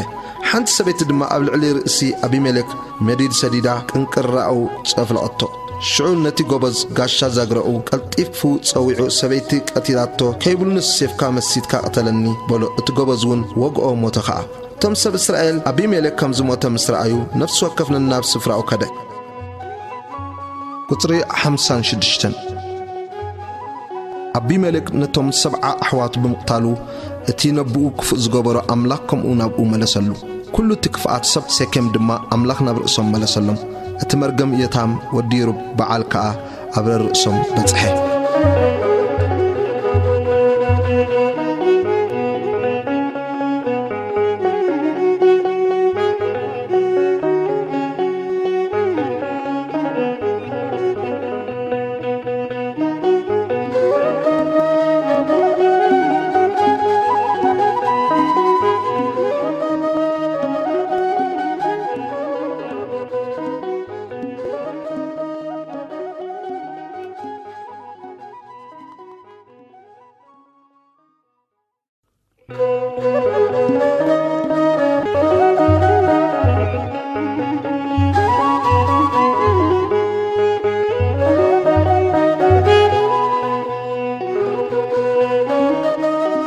መጽሐፍ መሳፍንቲ ምዕራፍ 10 ቶላ ቁጽሪ 1 ድሕሪ አቢሜሌክ ካቶላ ወዲ ጳአ ወዲ ዶዶ ካብ ሰብ ይሳኮር ንምድሓን እስራኤል ተንሰአ ንሱ ድማ ኣብ ከረን ኤፍሬም ኣብ ሻሚር ይቕመጥ ነበረ ንእስራኤል ካ 23 ዓመት ፈረደ ሞተ ድማ ኣብ ሸሚር ከዓ ተቐብረ ያኢር ቁጥር 3 ድሕሪኡ ድማ ያኢር ጊልዓዳዊ ተንሰአ ንእስራኤል ካ 22 ዓመት ፈረደ ንሱ 30 ገልገል አድጊ ዝውጥሑ ዝነበሩ 30 ደቂ ነበሩ ኣብ ምድሪ ጊልዓድ ዘለዋ 30 ከተማ ኸኣ ነበሮኦም ንሳተን ክሳዕ ሎሚ ዓድታት ያኢር ይበሃላ ኣለዋ ያኢር ድማ ሞተ ኣብ ቃሞን ከዓ ተቐብረ ይፍታሕ ቁጥር 6 ደቂ እስራኤል ድማ መሊሶም ኣብ ቅድሚ እግዚአብሔር ክፉእ ገበሩ ንበዓላትን ኣስታርቴታትን ንኣማልክቲ አራምን ንኣማልክቲ ሲዶንን ንኣማልክቲ ሞዓብን ንኣማልክቲ ደቂ ዓሞንን ንኣማልክቲ ፍልስጥኤማውያንን ኣገልገሉ ንእግዚአብሔር ግና ሓደግዎ እምበር ኣያገልገልዎን ሽዑ ኩራ እግዚአብሔር ኣብ እስራኤል ነደደ ኣብ ኢድ ፍልስጥኤማውያን ኣብ ኢድ ደቂ ዓሞንን ከኣሸጦም ንሳቶም ከዓ በታ ዓመት እቲኣ ንደቂ እስራኤል ሳቀይዎምን ኣጥቅዕዎምን ነቶም ኣብ ስግር ዮርዳኖስ ኣብታ ኣብ ጊልዓድ ዘላ ምድሪ ኣሞራውያን ዝነበሩ ኩሎም ደቂ እስራኤል ድማ 18 ዓመት ኣጥቅዕዎም እቶም ደቂ ዓሞን ድማ ምስ ይሁዳን ምስ ቢንያምን ምስ ቤት ኤፍሬምን ክዋግኡ ዮርዳኖስ ተሳገሩ እሞ እስራኤል ኣዝዩ ጸበቦ ሽዑ ደቂ እስራኤል ናምላኽና ሓዲግና ንበዓላት ኣገልጊልና ኢና እሞ በዲልናካ ኢና ኢሎም ናብ እግዚአብሔር ተማሃለሉ እግዚአብሔር ድማ ንደቂ እስራኤል በሎም ካብ ግብፃውያንን ካብ አሞራውያንን ካብ ደቂ ዓሞንን ካብ ፍልስጥኤማውያንን ዶ ኣድሓንኩኹምን እቶም ሲዶናውያን አማሊቃውያንን መዓናውያንን ምስ ጠቅዑኹም ከኣናባይ ተማሃለልኩም እሞ ካብ ኣእዳዎም ኣድሓንኩኹም ንስኻትኩም ግና ንኣይ ሓዲግኩም ንኻልኦት ኣማልክቲ ኣገልገልኩም ስለዚ ድሕሪ ደጊም ኣይድሕነኩምን እየ ቁጥሪ 14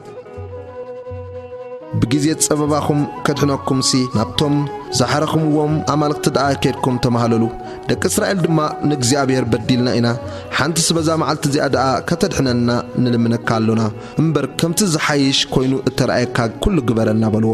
شعلتهم قانوت عملكتي كم أكلهم دربيهم نجزيابير أقل قلوه نفسه قاب مكر إسرائيل تجنغت قطر 10 شوعته دك عمون دما بأويات تأكيبهم أب جيلعاد سفروا دك إسرائيلون تأكيبهم أم متصيبا سفروا وتم زبد دما وتم شما من تجيلعاد نحد حدهم مس دك عمون كواقع زجمر أيناي سبعي إيو بسونتهم أب جيلعاد زنبرو كلهم حلقة يخون تبها حالو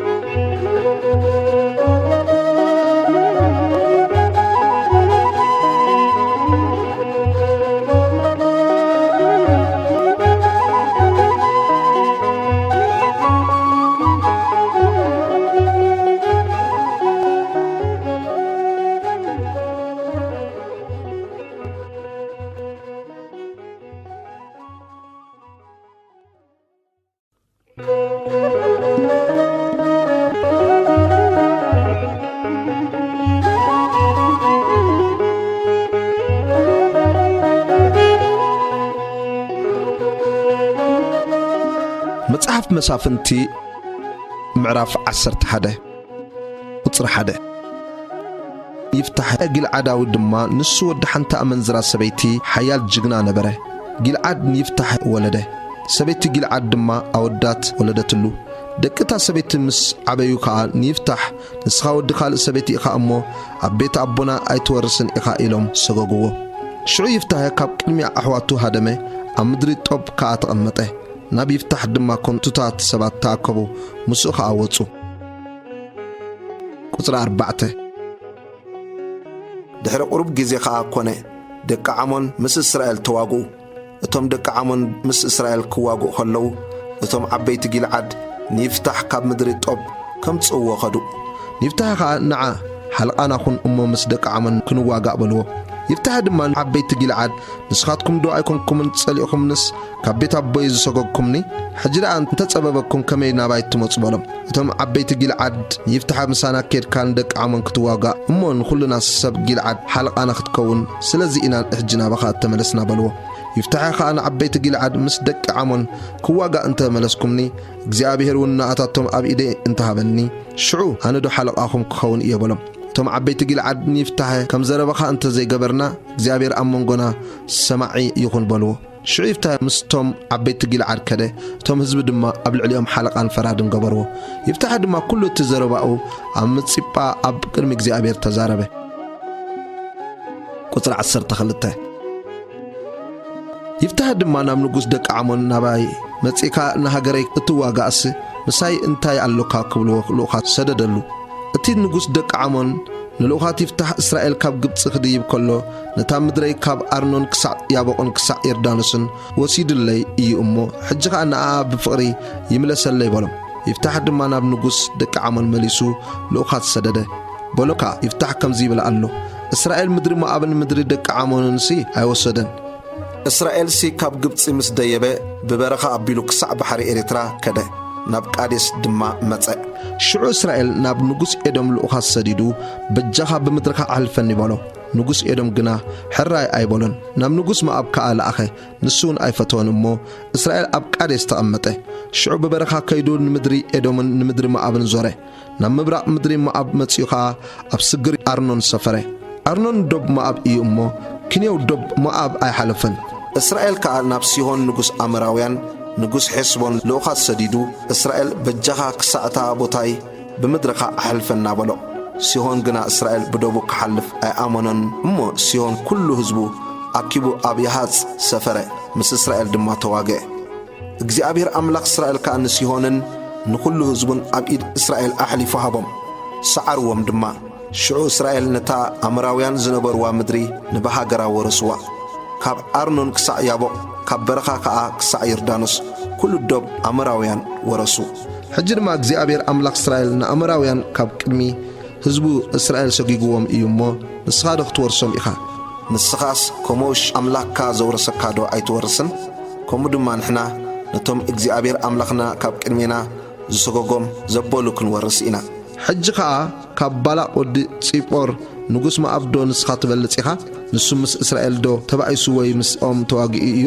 እስራኤል ኣብ ሔስቦንን ኣብ ዓድታታን ኣብ ዓራዔርን ኣብ ዓድታታን ኣብ ጥቓ ኣርኖኑ ዘለዋ ኩለን ከተማታትን 300 ዓመት ተቐሚጡ ከሎ ደኣ ስለምንታይ በቲ ዘመን እቲ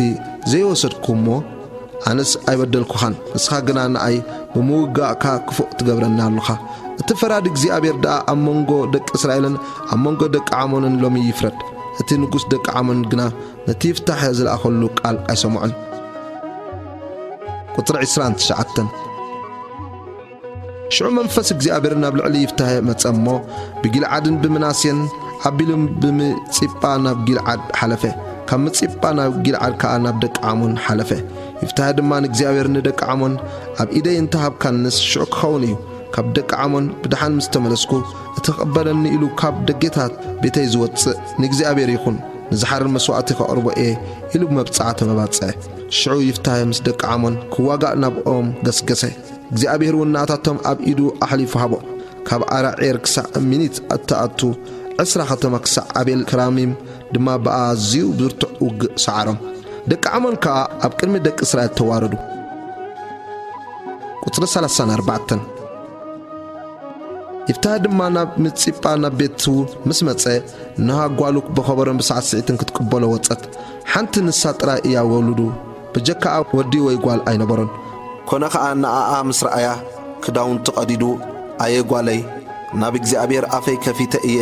ክምለስ ከዓ ኣይክእልን እየ እሞ ምስቶም ዘናውፁኒ ኮንኪ ሓይለይ ኣድከምክኒ በለ። ንሳ ድማ ኣቦየ እግዚአብሔር ኣብቶም ደቂ ዓሞን ጸላእትኻ ሕነ ካብ ፈደየልካ ንእግዚአብሔር ከዓ ኣፍካ ካብ ከፈትካስ ንኣይ ከምቲ ካብ ኣፍካ ዝወፀ ግበረኒ በለቶ። ነቦኣ ድማ ካብዚ ከይደ ናብ ኣኽራን ወሪደ ኣነ ምስተን ብጾተይ ኮይነን ንድንግልናይ 2 ወርሒ ክበኸላ እዚ ነገር እዚ ይገበረለይ በለቶ። ኪዲ ኢሉ 2 ወርሒ ትኸይድ ሓደጋ። ሽዑ ንሳ ምስ ብጾታ ከይዳ ኣብ ኣኽራን ኮይና ንድንግልናኣ በኸየትላ።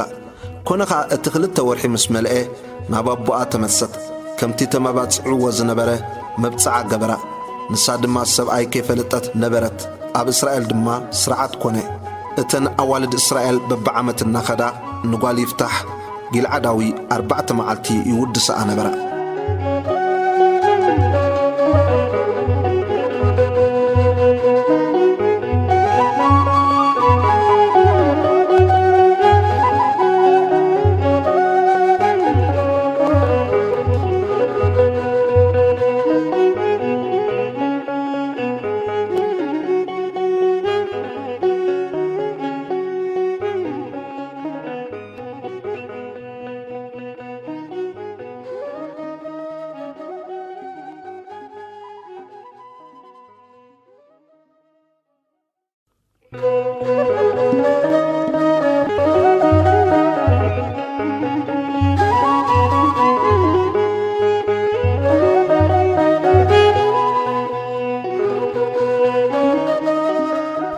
መሳፍንቲ ምዕራፍ 12 ይፍታህን ደቂ ኤፍሬምን ቁጽር 1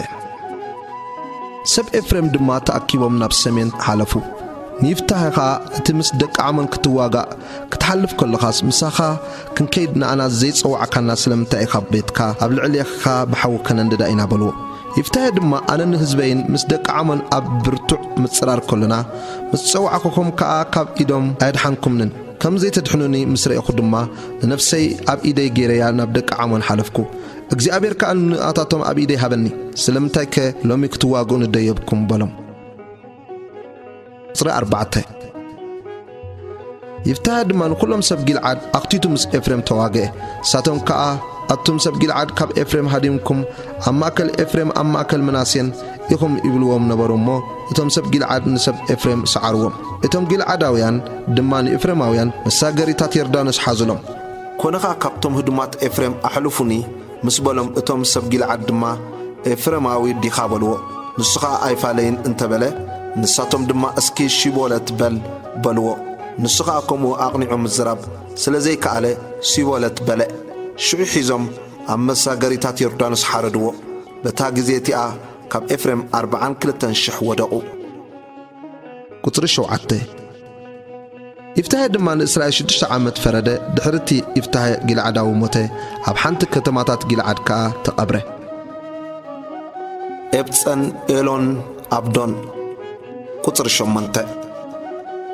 ድሕሪኡ ከኣ ኤብፃን በዓል ቤትልሔም ንእስራኤል ፈረደ ንሱ ብ30 ኣወዳት ነበርዎ 30 ኣዋልድ ንግዳም ኣመርዓወ ነወዳቱ ድማ 30 ኣዋልድ ካብ ግዳም ኣእተወሎም ንእስራኤል ከኣ 7 ዓመት ፈረደ ኢብፃን ድማ ሞተ ኣብ ቤትልሔም ከኣ ተቐብረ ቁጽሪ 11 ብድሕሪኡ ከኣ ኤሎን ዛብላናዊ ንእስራኤል ፈረደ ንእስራኤል 10 ዓመት ፈረደ ኤሎን ዛብላናዊ ድማ ሞተ ኣብ ኣየሎን ኣብ ምድሪ ዛብሎን ተቐብረ ቁጽሪ 13 ድሕሪኡ ድማ ዓብዶን ወዲ ኤሌል ጰርዓነታዊ ንእስራኤል ፈረደ ንሱኻ 70 ገልገል ኣድጊ ዝውጥሑ 40 ደቅን 30 ደቅን ነበርዎ ንእስራኤል ድማ 8 ዓመት ፈረደ ዓብዶን ወዲ ኤሌል ጲርዓነታዊ ከኣ ሞተ ኣብ ጲርዓቶን ምድሪ ኤፍሬም ኣብ ከረን ኣማሊቃውያን ከኣ ተቐብረ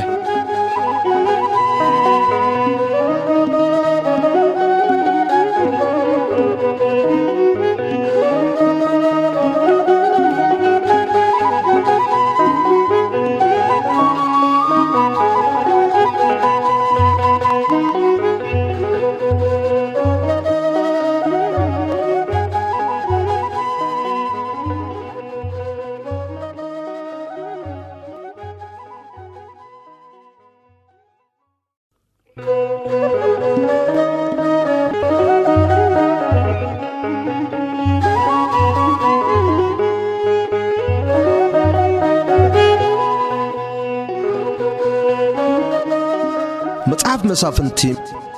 ምዕራፍ 13 ሳምሶም ከም ዝተወልደ ቁጽሪ 1 ደቂ እስራኤል ድማ መሊሶም ኣብ ቅድሚ እግዚአብሔር ክፉእ ገበሩ እግዚአብሔር ከኣ 40 ዓመት ኣብ ኢድ ፍልስጥኤማውያን ኣሕሊፉ ሃቦም ቁጽሪ 2 ማንዓ ዝስሙ ሰብኣይ ካብ ዓለት ዳን በዓል ጾርዓ ነበረ ሰበይቱ ከኣ መኻን ነበረት እሞ ኣይወለደትን መልአኽ እግዚአብሔር ድማ ነታ ሰበይቲ ተራእያ በላውን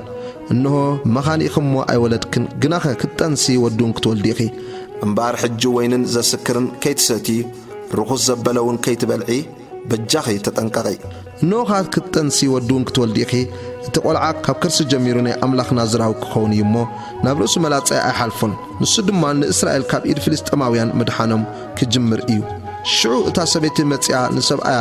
ትርኢቱ ከም ትርኢት መልአኽ ኣምላኽ ኣዝዩ ዘፍርህ ናይ ኣምላኽ ሰብ መጺኡኒ ነይሩ ኣነ ካበይ ከም ዝኾነ ኣይጠየቅክዎን ንሱ ንስሙ ኣይነገረንን ግናኸ እንሆ ክትጠንሲ ኢኺ ወዱን ክትወልዲ ኢኺ እቲ ቆልዓ ካብ ከርሲ ጀሚሩስ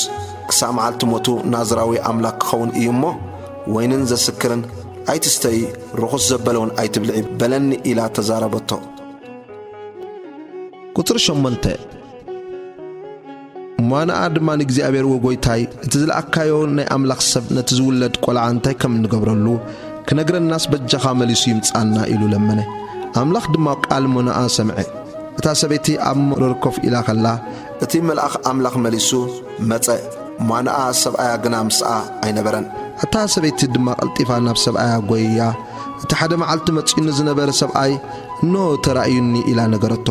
ሟናኣ ኸኣ ተንስኡ ደድሕሪ ሰበይቱ ሰዓበ ናብቲ ሰብኣይ መጺኡ ድማ ነዛ ሰበይቲ ተዛረብካያ ሰብኣይ ንስኻ ዲኻ በሎ ንስኻ ኣነ እየ በሎ ሟናኣ ድማ ሕጂ ቃልካ ምስ ተፈጸመ ስርዓት እቲ ቈልዓን ግብሩን እንታይ ክኸውን እዩ በለ እቲ መልኣኽ እግዚኣብሔር ድማ ንሟናኣ እታ ሰበይቲ ካብቲ ዝበልክዋ ኩሉ ትጠንቀቕ ካብ ኦም ወይኒ ዘውፅእ ዘበለ ኣይትብላዕ ወይንን ዘስክር ከዓ ኣይትስተ ርኩስ ዘበለውን ኣይትብላዕ እቲ ዝኣዘዝኳ ኩሉ ተሓሉ በሎ ሟናኣ ድማ ነቲ መልኣኽ እግዚኣብሔር ማሕስእ ኣብ ቅድሜኻ ከነዳልወልካስ በጃኻ ከነጽናሕካ በሎ እቲ መልኣኽ እግዚኣብሔር ንሟናኣ እንተ ኣጽናሕካኒ እውን ካብ እንጌራኻ ሳይበልዕኒ እየ ዝሓርር መስዋዕቲ ክትገብር እንተ ደሊኻ ድማ ንእግዚኣብሔር ኣዕርገሉ በሎ ሟናኣ ግና መልኣኽ እግዚኣብሔር ምዃኑ ኣይፈለጠን ነበረ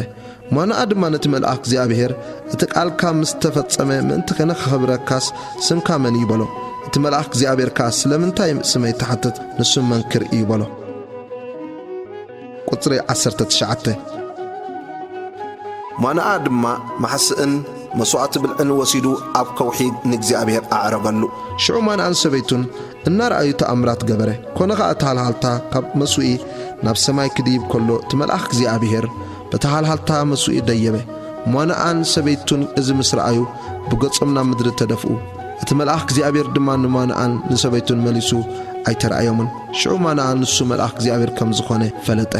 ሟናኣ ድማ ንሰበይቱ ንኣምላኽ ርኢናዮ ኢና እሞ ብርግጽ ክንመውት ኢና በላ እታ ሰበይቱ ግና እግዚኣብሔር ክቐትለና እንተ ዝደልስ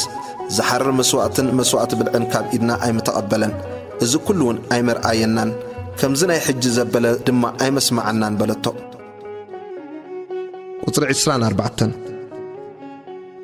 እታ ሰበይቲ ወዲ ወለደት ስሙ ኸኣ ሲምሶን ሰመየቶ እቲ ቈልዓ ድማ ዓበየ እግዚኣብሔር እውን ባረኾ ኣብ መሓነዳን ኣብ መንጎ ጾርዓን ኤሽታኦልን ከሎ ድማ መንፈስ እግዚኣብሔር ክድርኾ ጀመረ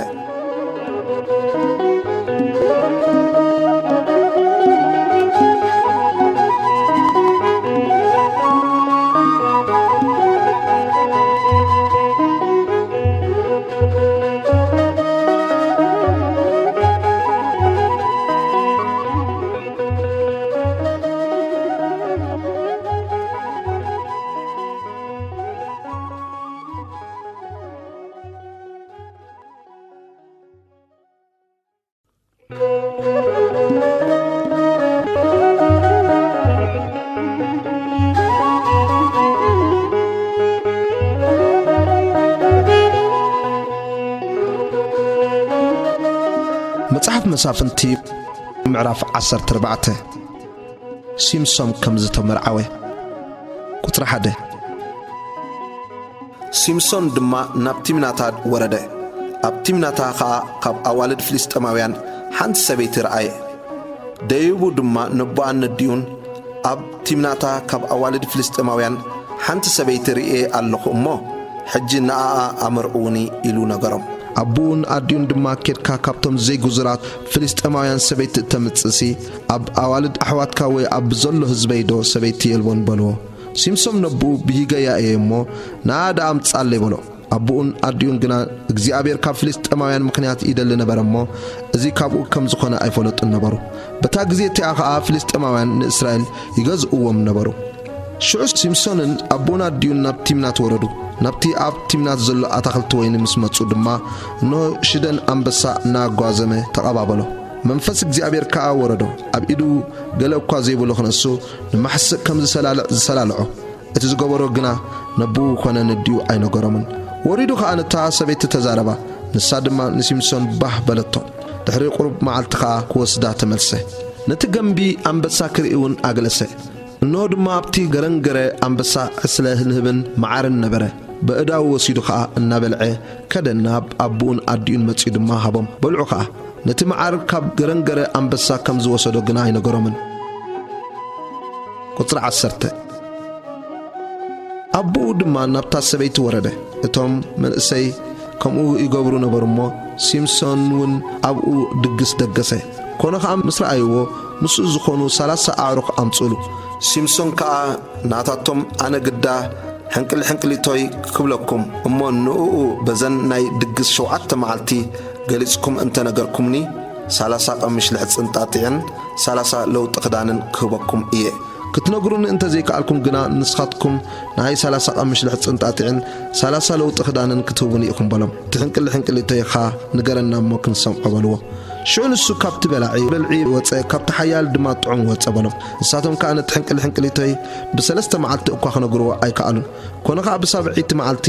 ንሰበይቲ ሲምሶን ንሰብኣይኪ እቲ ሕንቅልቶይ ንክነግረና ሓባብልዮ እንተዘይኮነስ ንኣኽን ንቤት ኣቦኽን ብሓወከነ እንድደኩም ኢና ከተንድዩና ዲኹም ዝፀዋዕኹምና ከምኡ ደይኮነን በልዋ ሽዑ ሰበይቲ ሲምሶን ኣብ ልዕሊኡ ኮይና እናበኸት ጸሊእኻኒ ኢኻ እምበር ኣይፈትኻንን ንደቂ ህዝበይ ሕንቅልቶይ ኢልካዮምሲ ንኣይ ከዓ ኣይገለጽካለይን በለቶ ንሱ ድማ ንኣኣ እንሆ ነቦይነት ደይን እኳ ዘይገለጽኩሎምሲ ንኣኽዶ ክገልጸልኪ እየ በላ ንስኻ በተን 7 መዓልቲ ድግሶም ኣብ ልዕሊኡ ኮይና በኸት ኮነ ከዓ ንሳ ስለ ዘጨነቐቶ በታ 7 መዓልቲ ገለጸላ እሞ ሕንቅልቶይ ንደቂ ህዝባ ገለጸትሎም እቶም ደቂ እታ ከተማ ከዓ በታ 7 መዓልቲ ፀሓይ ከይዓረበት ካብ መዓርክ ዝጥዕምስ እንታይ እዩ ካብ አንበሳ ዝሕይል ከመን እዩ በልዎ ንሱ ድማ ባርሐይ እንተ ዘይተሓርሱስ ነዚ ሕንቅልቶይ ኣይምፈለጥኩምዎን ነርኩም በሎም መንፈስ እግዚአብሔር ከዓ መጾ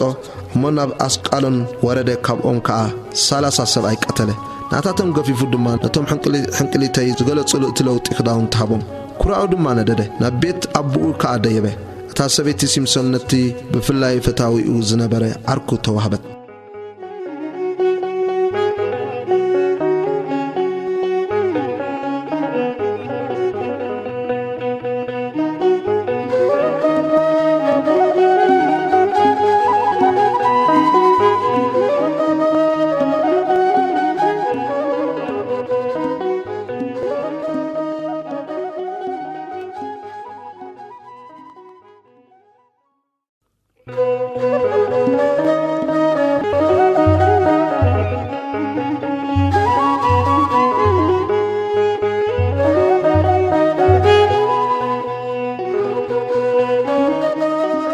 መጽሐፍ መሳፍንት ምዕራፍ 15 ሲምሶን ሕኒኡ ከም ዝፈደየ ቁጥሪ 1 ኮነ ድማ ድሕሪ ቁሩብ መዓልቲ ብጊዜ ዓጺድ ስርናይ ሲምሶን ሰበይቱ ምሕስእ ሒዙ በጽሓሞ ናብ ሰበይተይ ኣብ ሕልፍኝ ከኣቱ ደልያ ኣለኹ በለ ኣቦኣ ግና ከኣቱ ኣይፈቐደሉን ኣቦኣ ፈጺምካ ዝጸላእካያ መሲሉ ንስ ናብ ዓርክኻ ኣመርዐያ እምበር ኣብ ክንዳእታ ካብኣ እትጽብቕ ንእሽቶ ሓብታ ደኣ ንኣኻትኹን በለ ሲምሶን ከዓ ድሕሪ ደጊም ኣነ ንፍልስጥኤማውያን ክፉእ እንተገበርክዎም በደል የብለይን በሎም ሲምሶን ድማ ከይዱ 300 ወኻሪ ሓዘ ፋናታት ወሲዱ ከዓ ጭራ ምስ ጭራ ኣቋራኒዩ ኣብ ማእከል ኣብ መንጎ ክልተ ጭራ ሓደ ፋና ገበረ ነቲ ፋናታት ብሓዊ ኣቃጺሉ ከዓ ኣብ ማእከል ዘራእቲ ፍልስጥኤማውያን ፈነወን ቅሚጦን ዘይዕጹድ እኽልን ኣትክልቲ ኣውሊዕን ከዓ ነደደ ሽዑ ፍልስጥኤማውያን እዚ ዝገበረ መን ይበሉ ሲምሶን ሰብኣይ ጓሉ ነቲ ቲምናታዊ ሰበይቱ ወሲዶ ንዓርኩ ስለ ዝሃቦ ንሱ ይበሉ እቶም ፍልስጥኤማውያን ድማ ደይቦም ንኣኣን ነቦኣን ብሓዊ አንደድዎም ሲምሶን ከዓ ከምዚ እኳ እንተገበርኩም ኣነሳ ጸቢቕ ሕነኽፈደኩም እየ ድሕርቲ እየ ዝሓድጎ በሎም ኣብ ማሕኩልትን ኣብ ሰለፍን ከዓ ብርቱዕ መውቃዕቲ ወቕዖም ወሪዱ ድማ ኣብ በዓቲ ከውሒ ዒጣም ተቐመጠ ቁጥሪ 9 ሽዑ ፍልስጥኤማውያን ደይቦም ኣብ ይሁዳ ሰፈሩ ኣብ ሊሔ ከዓ ፋሕ በሉ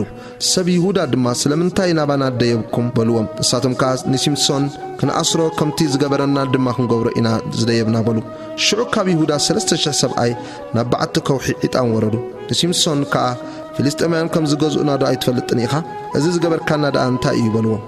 ከምቲ ዝገበሩኒ ከምኡ ገበርክዎም በሎም ንሳቶም ከዓ ኣሲርና ኣብ ኢድ ፍልስጥኤማውያን ከንሕልፈካ ኢና ዝወረድና በልዎ ሲምሶን ድማ ንስኻትኩም ደኣ ከይትገብጡኒ መሓሉሎ ይበሎም ንሳቶም ከዓ ኣይፋልናን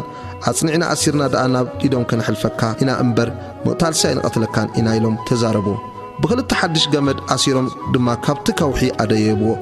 ናብ ሌሒ ምስ መጸ ከዓ እቶም ፍልስጥኤማውያን እልል እንዳበሉ ተቐበልዎ መንፈስ እግዚአብሔር ድማ ናብ ልዕሊኡ ወረደ እቲ ኣብ ቀላጽሙ ዝነበረ ኣግማድካ ሓዊ ከም ዝበልዖ ፈትሊ እንጣጢዕ ኮነ እቲ መሰሪኡ ከዓ ካብ ኣእዳው መኸኸ ሓድሽ መንጋጋ ኣድጊ ድማ ረኸበ ኢዱ ዘርጊሑ ከዓ ወሰዶ እሞ ብኡ ገይሩ 1,000 ሰብኣይ ቀተለ ቁጽሪ 16 ሲምሶን ከዓ ብምንጋጋ ኣድጊ ሓደ ኩምራ ኤረ ክልተ ኩምራ بمنغاغا أدقش حساب أي قتل كبلاء كونك أزربوا ومس وده نتي منغاغا كاب إيدو دربيو نتابوتا دما حرمات لحي سماع وطلع 18 نسخة أزيوت سمعه أمونا بإግዚአብሔር ተማሃለለ زعبي مدحان إذن سخاب إيد باريخا هابكا حجيخ أبت سمعي كموت أب إيدتهم زي قزراتهم كودق يباله شو أملاخ نتا أبلي حزن برت قنقو سنطقة كاب أدما ما يوطه مسته يدما منفسو تملسه حويخا سلذي السما إن حقوري سمع نساك سعلومي أبليحي الله نسو دما بزبان فلسطماويان نإسرائيل 10 عامت فرده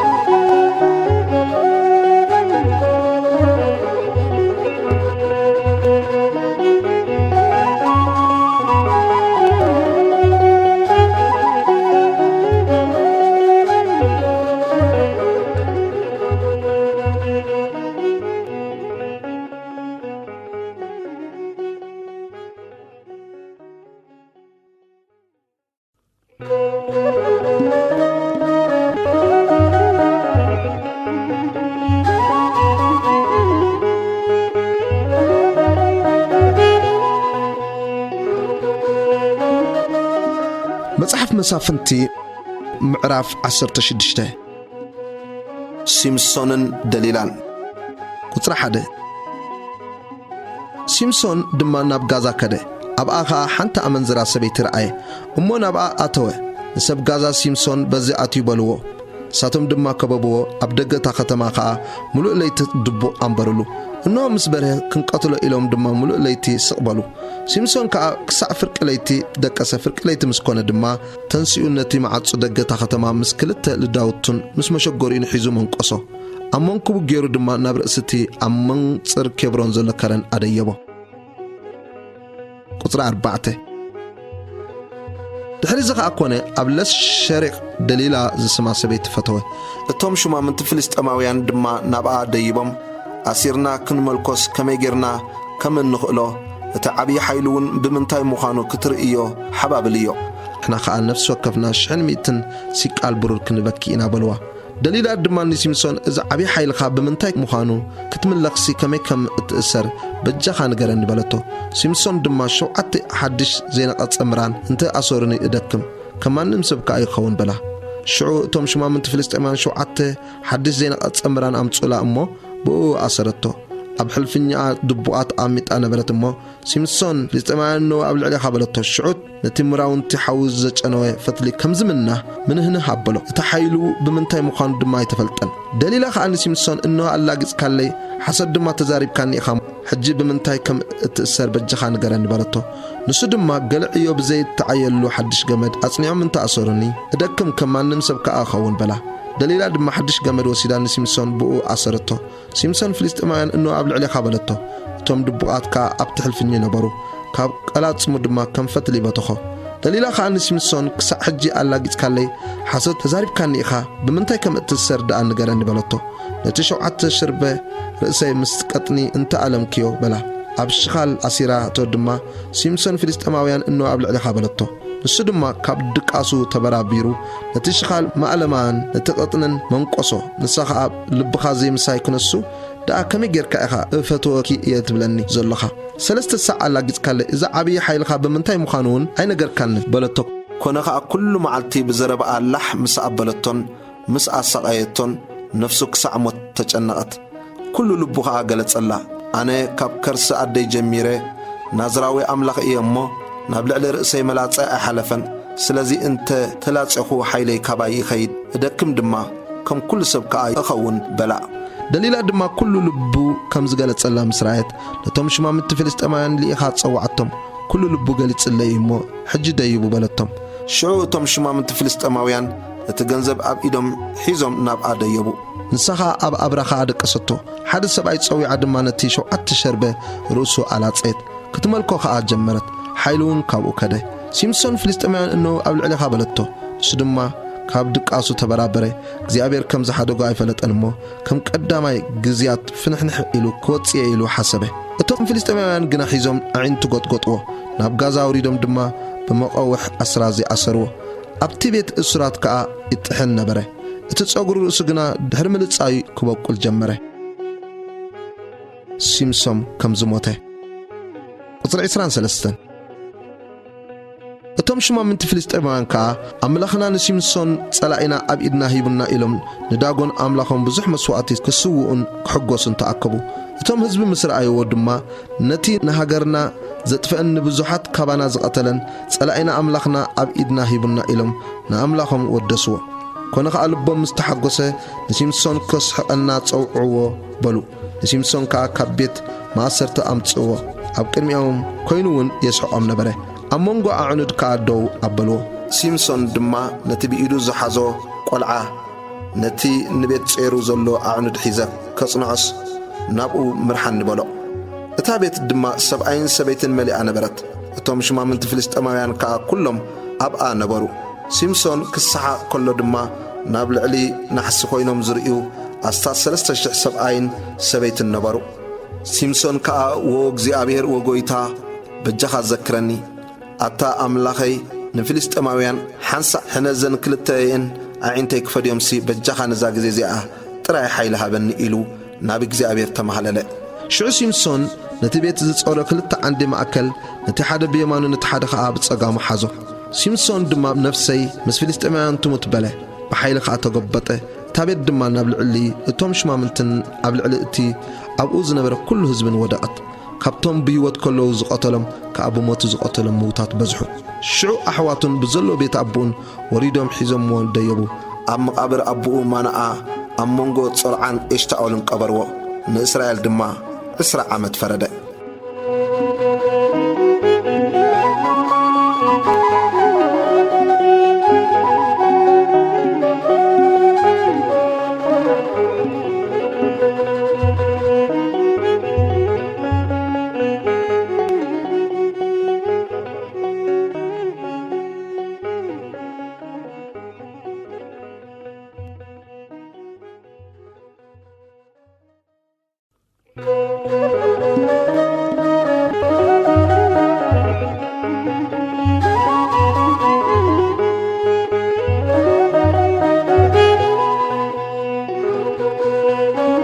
መጽሓፍ መሳፍንቲ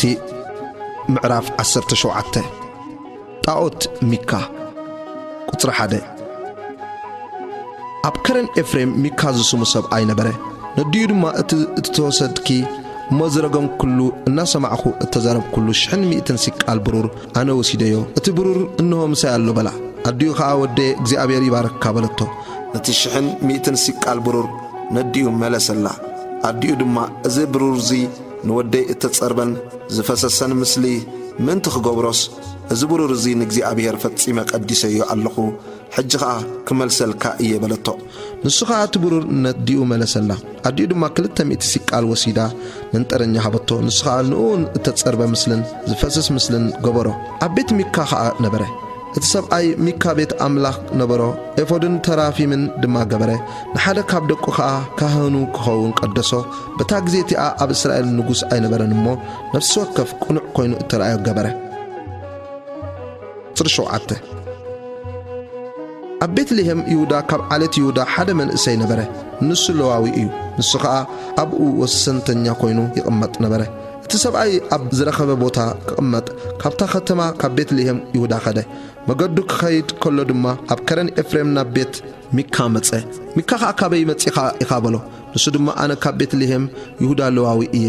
ኣነ ኣብ ዝረኸብኩ ቦታ ክቕመጥ እኸይድ ኣለኹ በሎ ሚካ ከዓ ምሳይ ተቐመጥ እሞን ኣቦን ካህንን ኩነኒ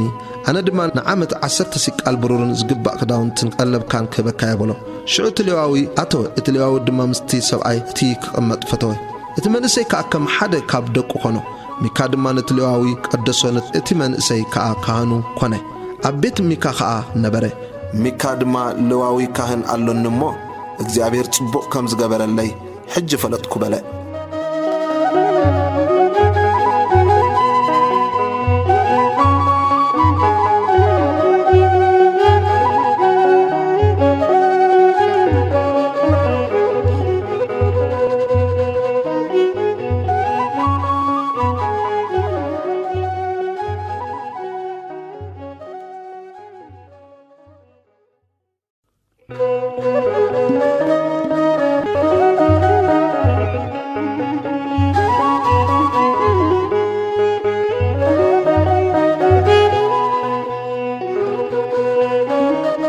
مصحف مسافنتي معرف 18 دق دان أبلايش كم استقمتو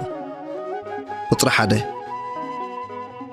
بتزبن اتي أب إسرائيل نجوس أين برن اتهم نجد دان دما كساعتا معلتتيا أمونجود نجدات إسرائيل رستي أي بصحمن نبرمو بتزبن اتي زنبرولو رستي دليو نبرو شعتهم دق دان مدريك سلين كمرمرون كاب عليتهم كاب بزلو فقدهم حموشة سبعي حيالات سبات كاب سرعان كاب اشتعولن سريدهم دما كيركم نتا مدر مرمروا بلو نساتهم كأناب كرن إفريم نبيت ميكا متصو أبعون حدرو نساتهم أبيت ميكا كلو دمت من سيلواوي ألليو مو نابو أغلسهم من نبزي أمتساكا أبزخ نسخا انتاي تقبر لخا أبزس انتاي اللو كابلو نسو دما ميكا كمزن قبر اللي نسو أحضرني أنا كأكان كونكو بلو نساتهم دما زانحنا نخدا زلنا مقدي اتقن عنا انتخوينا كنفلتسي بجخا نأملاخ تيقلنا بلو تكان دما زاد خدوا زلكم مقدي أبكر مكزي أبير إيامو بسلام كيدو بلو قطر شوعته اتم حمشته سبعي كدو أبلايش دماتو نتي أب أزل زهزبي تأمينو كم سرعات سيدناويان بهدأت بإمنة كم زقمت رأيو أبتهاجر كأجل كفو زجورم بعال سلطان أي نبرن ساتم كاب سيدناويان رحوقات نبرم مسجلة سب أقوى نجر أي نبرمن قطر شمنته نبصر عن اشتعلن كا نب أحواتهم متو اتم أحواتهم دما انتي توريولنا بلوم ساتم كأن تهاجر إنايا إنامو نهد ما بزح بقتيا نسخاتكم تصعدوا إلكم كيركم نتهاجر كتأتوان كتورسوان أي تدونجيو أملاخنا أبيدكم هيبكم يومو تنسوا ندايبهم نبقى مسبتحكم نب تأمينو زنبر هزبك تأتو يهم تهاجر كأزيا قفحيا أمدرز له كل نجار زي قد لابوتا إياه بلوم قطر عسرت حدا شعو كاب على الدك دان شدشتا مئة سبعي أتصارو تعاتيقهم كاب صرعان كاب اشتعولن نقلو دايبهم كاب قريات يعرم نبي يهودا سفرو سلازي اتا بوتاتي اك سألو من سفر دان تبهال الله نو أبدحره قريات يعرم الله كابا نخرن إفريم حليفهم نبيت ميكامتو شعوتهم نهاجر لايش كسليو كيدهم زنبرو حمشتا سبعي نتم أحواتهم إفودن ترافي من تتصرب مثلا زفسسة مثلا أبزن أبايتي زين كم زلس تفلتدو اللهم حجر ما تقبروا فلتو إلهم ملسلم نبيت اتي أبيت ميكاز زنبر من إسيلواوي أقريسهم بزعبات عنا أو طيقوه اتهم كاب دك إدان أتصوار وقتعاتكو شدشتا مئة سبعي أب أفدق دو إلهم نبرو اتهم نتهاجر كسليو كيدهم زنبرو حمشتا سبعي دما اتي كان مستم أتصوار وقتعاتكو شدشتا مئة سبعي أب أفدق دو إلو خلو دايبهم نبقى أتيهم نتي تتصرب مثلا نتي إفودن نتي ترافي من نتي زفسسة مثلا وصدو زي أتهم نبيت ميكا أتيهم نتي تتصرب مثلا نتي إفودن نترافي من نتي زفسسة مثلا مس وصدو اتكهن انتي تقبروا اللهم بلم ساتم كأسقبل أفكاب إلكا حزكا مسانا كيد أمو أبون كهنن كننا أبيت حد السبعي كهن مخاندو وي أب حد نجرن أب حد عليتن أب إسرائيل كهن مخان حشكا بلو شعول بتكهن تحققوا مونتي إفودن ترافي من نتتصرب مثلا وسيدو أما أكل تزبي أتوه طري عسران حدن تمليسهم دما قلعن مالن اتي كبور نجارن كقرميهم غيرهم كدو ساتهم كبيت ميكا مسرحقو خا اتم غربابت بيت ميكا زنبرو سبات باويات تاكيبهم ندق دان اركبو ندق دان دما تصوعوهم ساتهم كاغصم مليسهم نميكا باويات اتكب انتي كون كاخابلو نسو دما نسخاتكم نتوم زغبركم امالقتين نتكهانن حيسكم تخدو علكم كما إلكم انتي كون كاخات تبلوني دقيمك انتي تريفني ايبالم اتوم دك دان كا نفسهم التمرر السبات كي قطملكم اما ننفسخان ننفس بيتسبكان كي تتفسي قال كابانا اي سمع بلو اتوم دك دان دما مقدم كدو ميكاها كابو كم زحيلو مسرعي تمليسو نبيتو متع قطر عسران شوعتن نساتهم دما نتي ميكا زغبرن نتي زنبرو كهانن حيزم نبتي هاديون تأمينون زنبره هزبي نابلايش متو بسهلة سيف قتلوهم نتاختما خاب بحوي عند دواء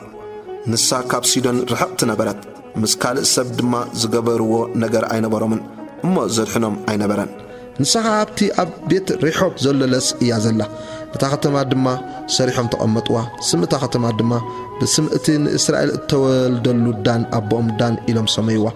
قدم جنا سمئتا ختما لا يشي بحال نبره تم دك دان دما نتتصرب مسلي نرسم أقمو كساعتا هاجر تمارخ الله معلتي يناتان ودي جرشم ود موسى نسندقن ننقدك دان كاناتهم كونو تابيت أملاخ أبسيلو كساع زلا كل زبن نتميكاز قبرو تصرب مسلي ناتاتهم أقيممو نبرو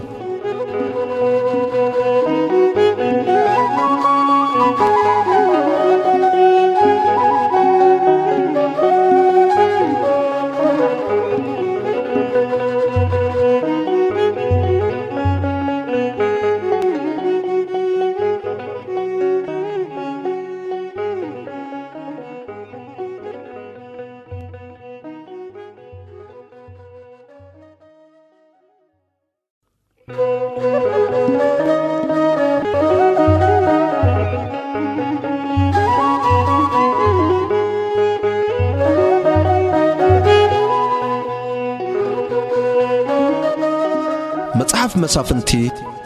معراف 19 حد لواون سبيت وسنن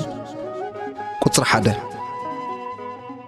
كنا خابتي اب اسرائيل نغوس زينبرو زمن حد لواوي سباي نكرن افريم او وغن نيو وسنتنيا كويني قمط نبره نسو كبيت ليهم يودا سبيت وسن وسده اتا سبيت وسن خا منزرت كابونا بيت ابوانا بيت ليهم يودا كيدا خا اب 4 ورحق زخون غزي تقمطت اتي سبايا دما لبا افتيو كملسان تنسيون ددحري اخده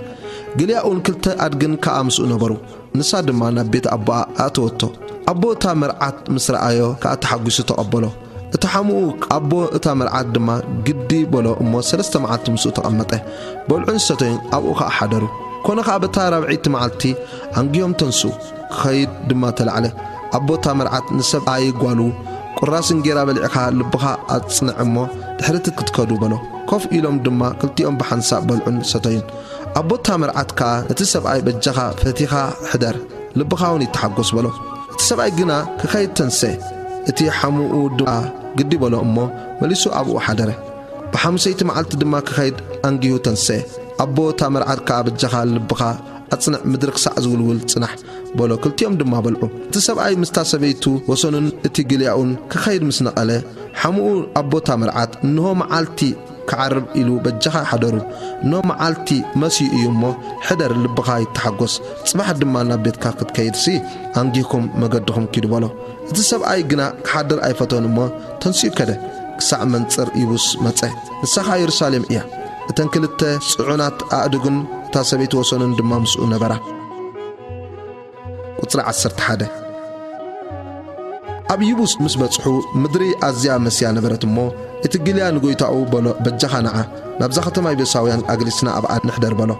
غويتاو خا كاب دك إسرائيل ناب زيبلا كتما قوانت أين أتن ناب جيب عادا نحلف بلو نتقليا أو دما نعناي ناب حانت كابزن بوتا تاتزيئن نقرب مو أب جيبعا وي أب راما نحضر بلو لفهم دما كدو أب تقا جيبعا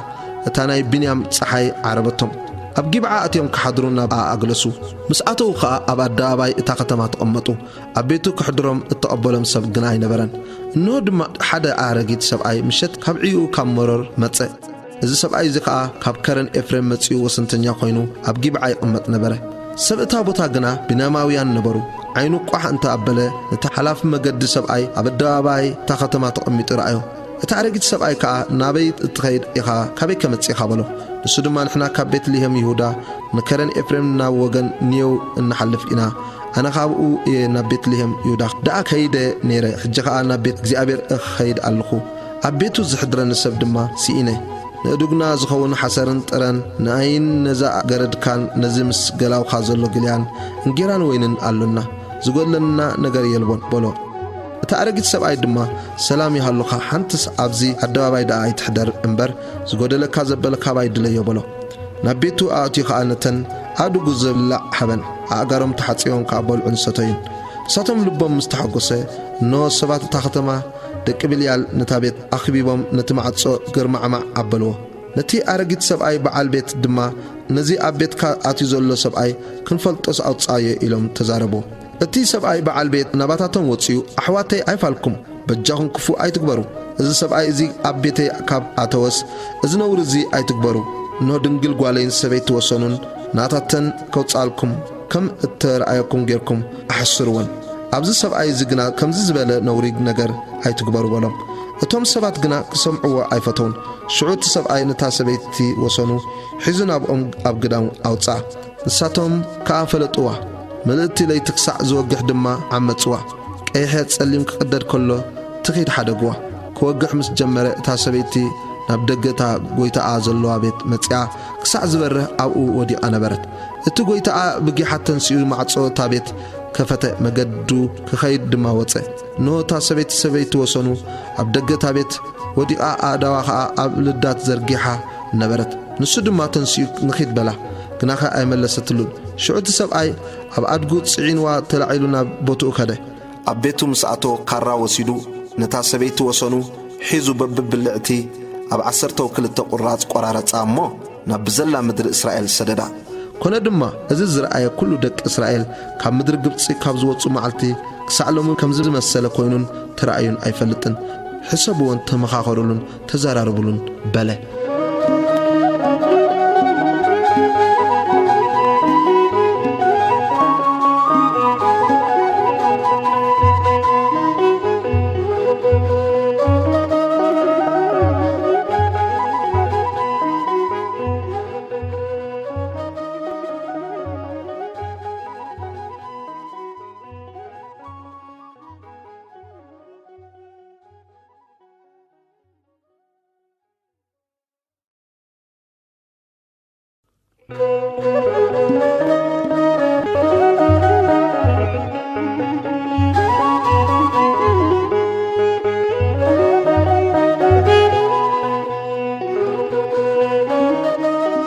مصحف مسافنتي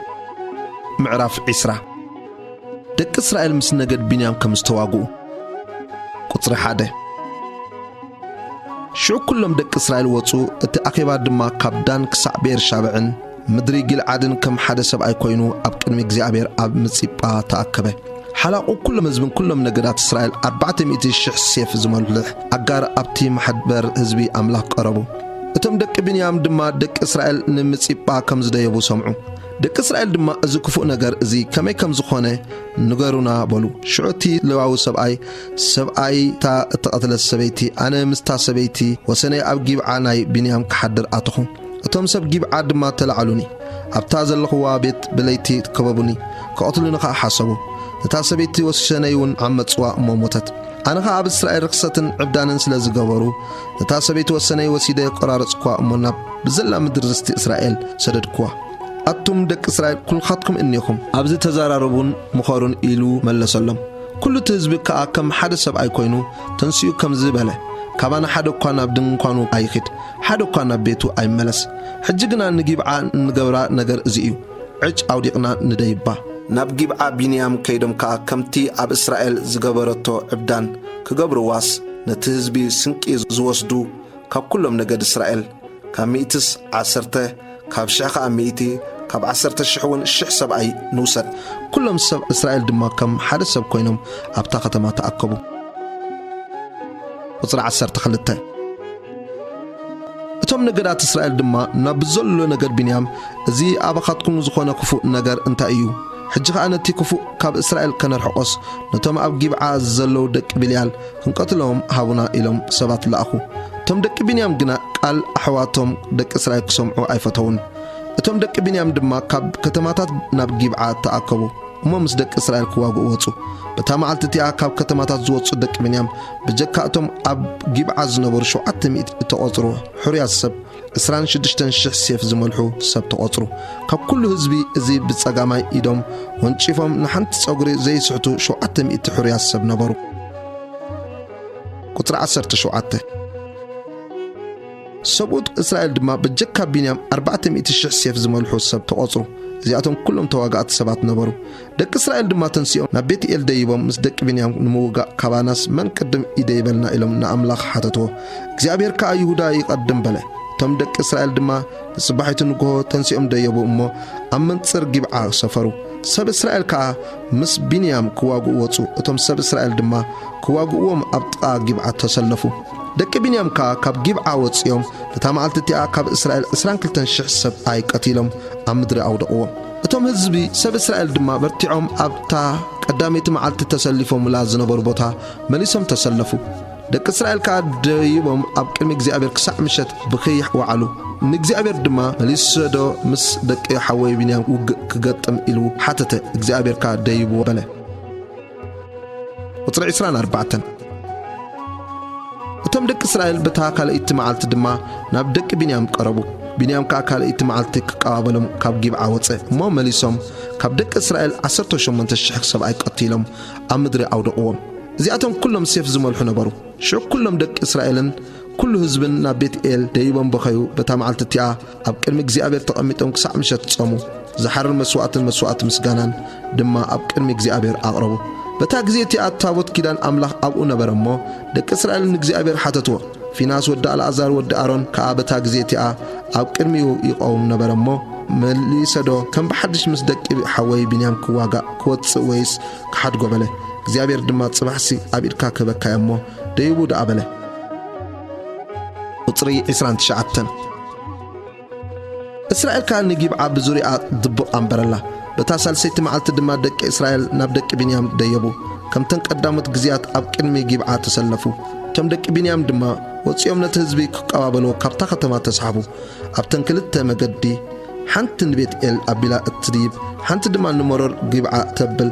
كم تن قدامت جزيات كابت هزبي كابدك إسرائيل 3 زخون سبات كوقعون كأطل جمرو تم دك بنيام دما كم تم جمرتا أب كلمينا تسعرو بلو دك إسرائيل جنا كاب كتمانا من قدتات كن صحبهم سي نهدم دعبلو كلهم سب إسرائيل كاب بوتوهم تنسيهم أب بعل تامر تسلفوا تدبو إسرائيل دما كاب تابوتو كم معره جيب عوضه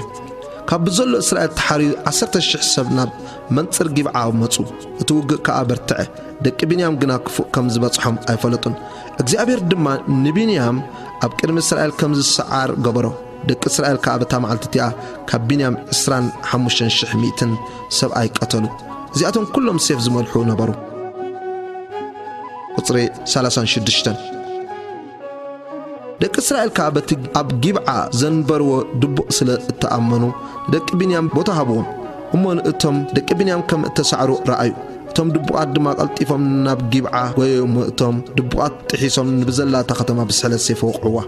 سب إسرائيل كابتا ختما برتع تكي كم زلعال كقبرو مستم تدبقوا ملكة نبرم تم سب إسرائيل دما بتوقع قص أمالسو بنيام كاب برقص كم تقدم يوقع أبكن مينا تسعيرم بلو أمه كاب سب إسرائيل 3 زخون سبات كوقعن كقتل جمرو اتملكت اتعندي تكي كابتا ختما كعرق مسجمره بنيام ندحري وقلص انتبله انه بزلا تختما بهالحالتان سماي عرقت شعوتم سب اسرائيل تملسو سب بنيام كاكفو كم زبصحم رايو امو تشبروا سلازي اب قدم سب اسرائيل بمقد برخا بيلوم هادمو تكينات غنا اغرم صعبهم تم كاب كتماتات زوص دما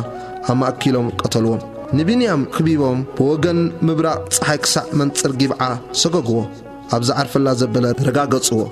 كابنيام دم 18 حساب ودقوا زياتهم كلهم كأججان السبات نبرو تمليشهم دم نبرخها أبيلهم ناب كوحي ريمون هادمو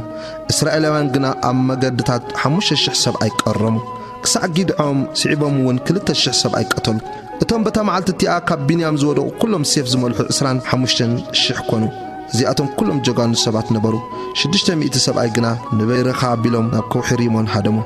أو كوحيري من كا 4 ورحة تقمطوا اتم سب إسرائيل دما نبدك بنيام تمليسهم نبزلا ختمان نمالن نزرخبو كلن بسحل السيف قتلوا نزرخبون كلن كتماتات كا بحوي عند دوان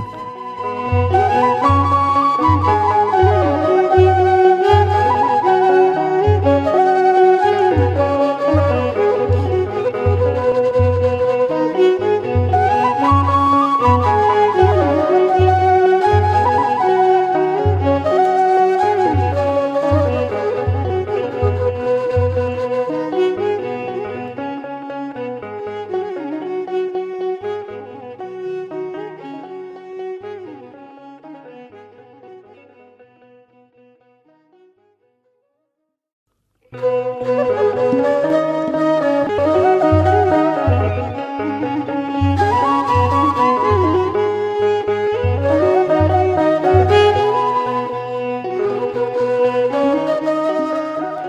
مصحف مسافنتي معرف عسران حدن ندق بنيام زخنا أنستي قطر حده اتم سب إسرائيل كا أمتصيبا كبانا حدقوا قالوا نبنياماوي أيمرعوا إلهم محيلهم نبرو اتم هزب دمانا بيت إل مصو أباخا أقسع مشت أبكرمي أملاخ تقمتو دمتصم عوابيلهم دما برتع بخيات بخيو اتا እግዚአብሔር አምላኽ እስራኤል ሎሚ ካብ እስራኤል ሓደ ነገድ ክጎድልሲ እዚ ስለምንታይ እዩ ኣብ እስራኤል ዝኾነ ድማ በሉ ኮነ ካእቶም ህዝቢ ንጽባሒቱ አንጊሆም ተንሱ ኣብኡ መሰውኢ ነዲቆም ድማ ዝሓርር መስዋዕት ምስጋናን አዕረጉ ቁጥር 5 ደቂ እስራኤል ድማ ናብ እግዚአብሔር ናብ ምጽጳ ዘይድይብ ሞት ይሙት ኢሎም ጽኑዕ መሐላ ምሒሎም ነበሩ እሞ ካብ ኩሎም ነገድ እስራኤል ናብ ማሕበር ናብ እግዚአብሔር ዘይደይበ መን እዩ በሉ ደቂ እስራኤል ከዓ በሐወም ቢንያም ተጣዒሶም ሎሚ ካብ እስራኤል ሓደ ነገድ ተቆሪጹ ንሕና ካብ ኣዋልድና ኣንስቲ ከይንህቦም ብእግዚአብሔር ምሒልና ኢና እሞ ዞም ተሪፎም ዘለዉ ኣንስቲ ክረኽቡስ እንታይ ንግበረሎም በሉ ካብ ነገዳት እስራኤል ናብ እግዚአብሔር ናብ ምጽጳ ዘይደይበ መን እዩ በሉ ኖኻ ካብ ያቢሽ ጊልዓድ ናብ ሰፈር ናብታ ማሕበር ሓደ እኳ ኣይመጸን እቲ ህዝቢ ተቆጽረ እሞ እንሆ ካብቶም ኣብ ያቢሽ ጊልዓድ ዝነበሩስ ሓደ እኳ ኣብኡ ኣይነበረን ቁጽሪ 10 شوت أخيبا 12,000 كاب جغانو سبات ناب أسريدهم كيركم نتم أب يابش جيل عزنبر مسناي أنستون هتصاناتن بسحلة سيف قتلوهم تقبروا نجر كأزي نكل تبعتاين نكل مس تبعتاي دكيسن نزفلتا أنستن قتلوا إلهم دما عززوهم كابتم أبيابش جيل عزنبرو 400 مستبعتاي بمدقاسن سبعي زيفلتا دناقل أوال الرخبو ساتم كأناتاتن ناب سفر نابتا أمدركن أنزلا شلو أمتصوان قطر 10 كل تأخيبات دمان نابتم أبكوحي ريمان زلو دك بنيام ليقهم نايس سلام أواج نقروم بتاقزيتي أب بنيام تملسه اتن كاب أنستي يابش جلعد بهوت زحدقون أنستقى هابوهم كناخي أي آخلو أومن قطر 15 اتوم هزب دمان እግዚአብሔር ኣብ ነገዳት እስራኤል ነቃዕ ስለ ዝገበረ በቢንያም ተጣዕሱ እቶም ዓበይቲ እቲ ኣኺባ ከዓ ኣንስቲ ካብ ቢንያም ጸኒተን እየን እሞ ዞም ተሪፎም ዘለዉ ኣንስቲ ክረኽቡስ እንታይ ንግበር በሉ ካብ እስራኤል ሓደ ነገድ ከይድምሰሲ ዞም ካብ ቢንያም ድሒኖም ዘለዉ እቲ ርስቶም ይሓዙ ደቂ እስራኤል እቲ ንቢንያም ሰበይቲ ዝህብ ርጉም ይኹን ኢሎም ምሒሎም እዮም እሞ ንሕናስ ካብ ኣዋልድና ኣንስቲ ክንህቦም ኣይንኽእልን ድማ በሉ أبتا نبيت إل بسمينا نتاكا بيت إل نسكيم التديب مقدي خاء بمبراق نلبناون بدوبا زلو شيلو إنه بعالك زيابير أب أعمت يقبر على دمابلو ندك بنيام كاكم زيلم عززوهم كيركم أب أتخلتو وينتات تدبقو نوخاتن أوالد شيلو الناس عسعا كوز أمسريكم كابت أتخلتي وينتات وتسيكم كابتن أوالد شيلو نفس وقفكم سبيتي زرف نامدر بنيام كاكيدو خون دماي أبوتاتن ويا أحواتن أبانا كترعو انت متو أبتوق ننفس وكف سبيتو أي وسدنا لون أمو بلوهات نعتاتن حونا حجد ما بدلتك يتخونو نعتاتن نسخاتكم أهابكم ومن نبلوم اتم دك بنيام كاكم قبرو كابتن الساعة زنبرا زريفهم كم تقصرهم عنستي وصلوا كدو أمو نابرستهم تملسو كتماتات سريحهم دم أباتاتن تأمتو دك إسرائيل كعب بتاقزيتي كابو نفس وقف ناب نقدون ناب عالتون كده نفس وقف كابو نناب رستو وطأ وطلع إسرائيل حمشتن بتزمن اتي اب اسرائيل نقص اي نبرن امو نفس وقف اتقنع كوينو اترأيو يقبر نبره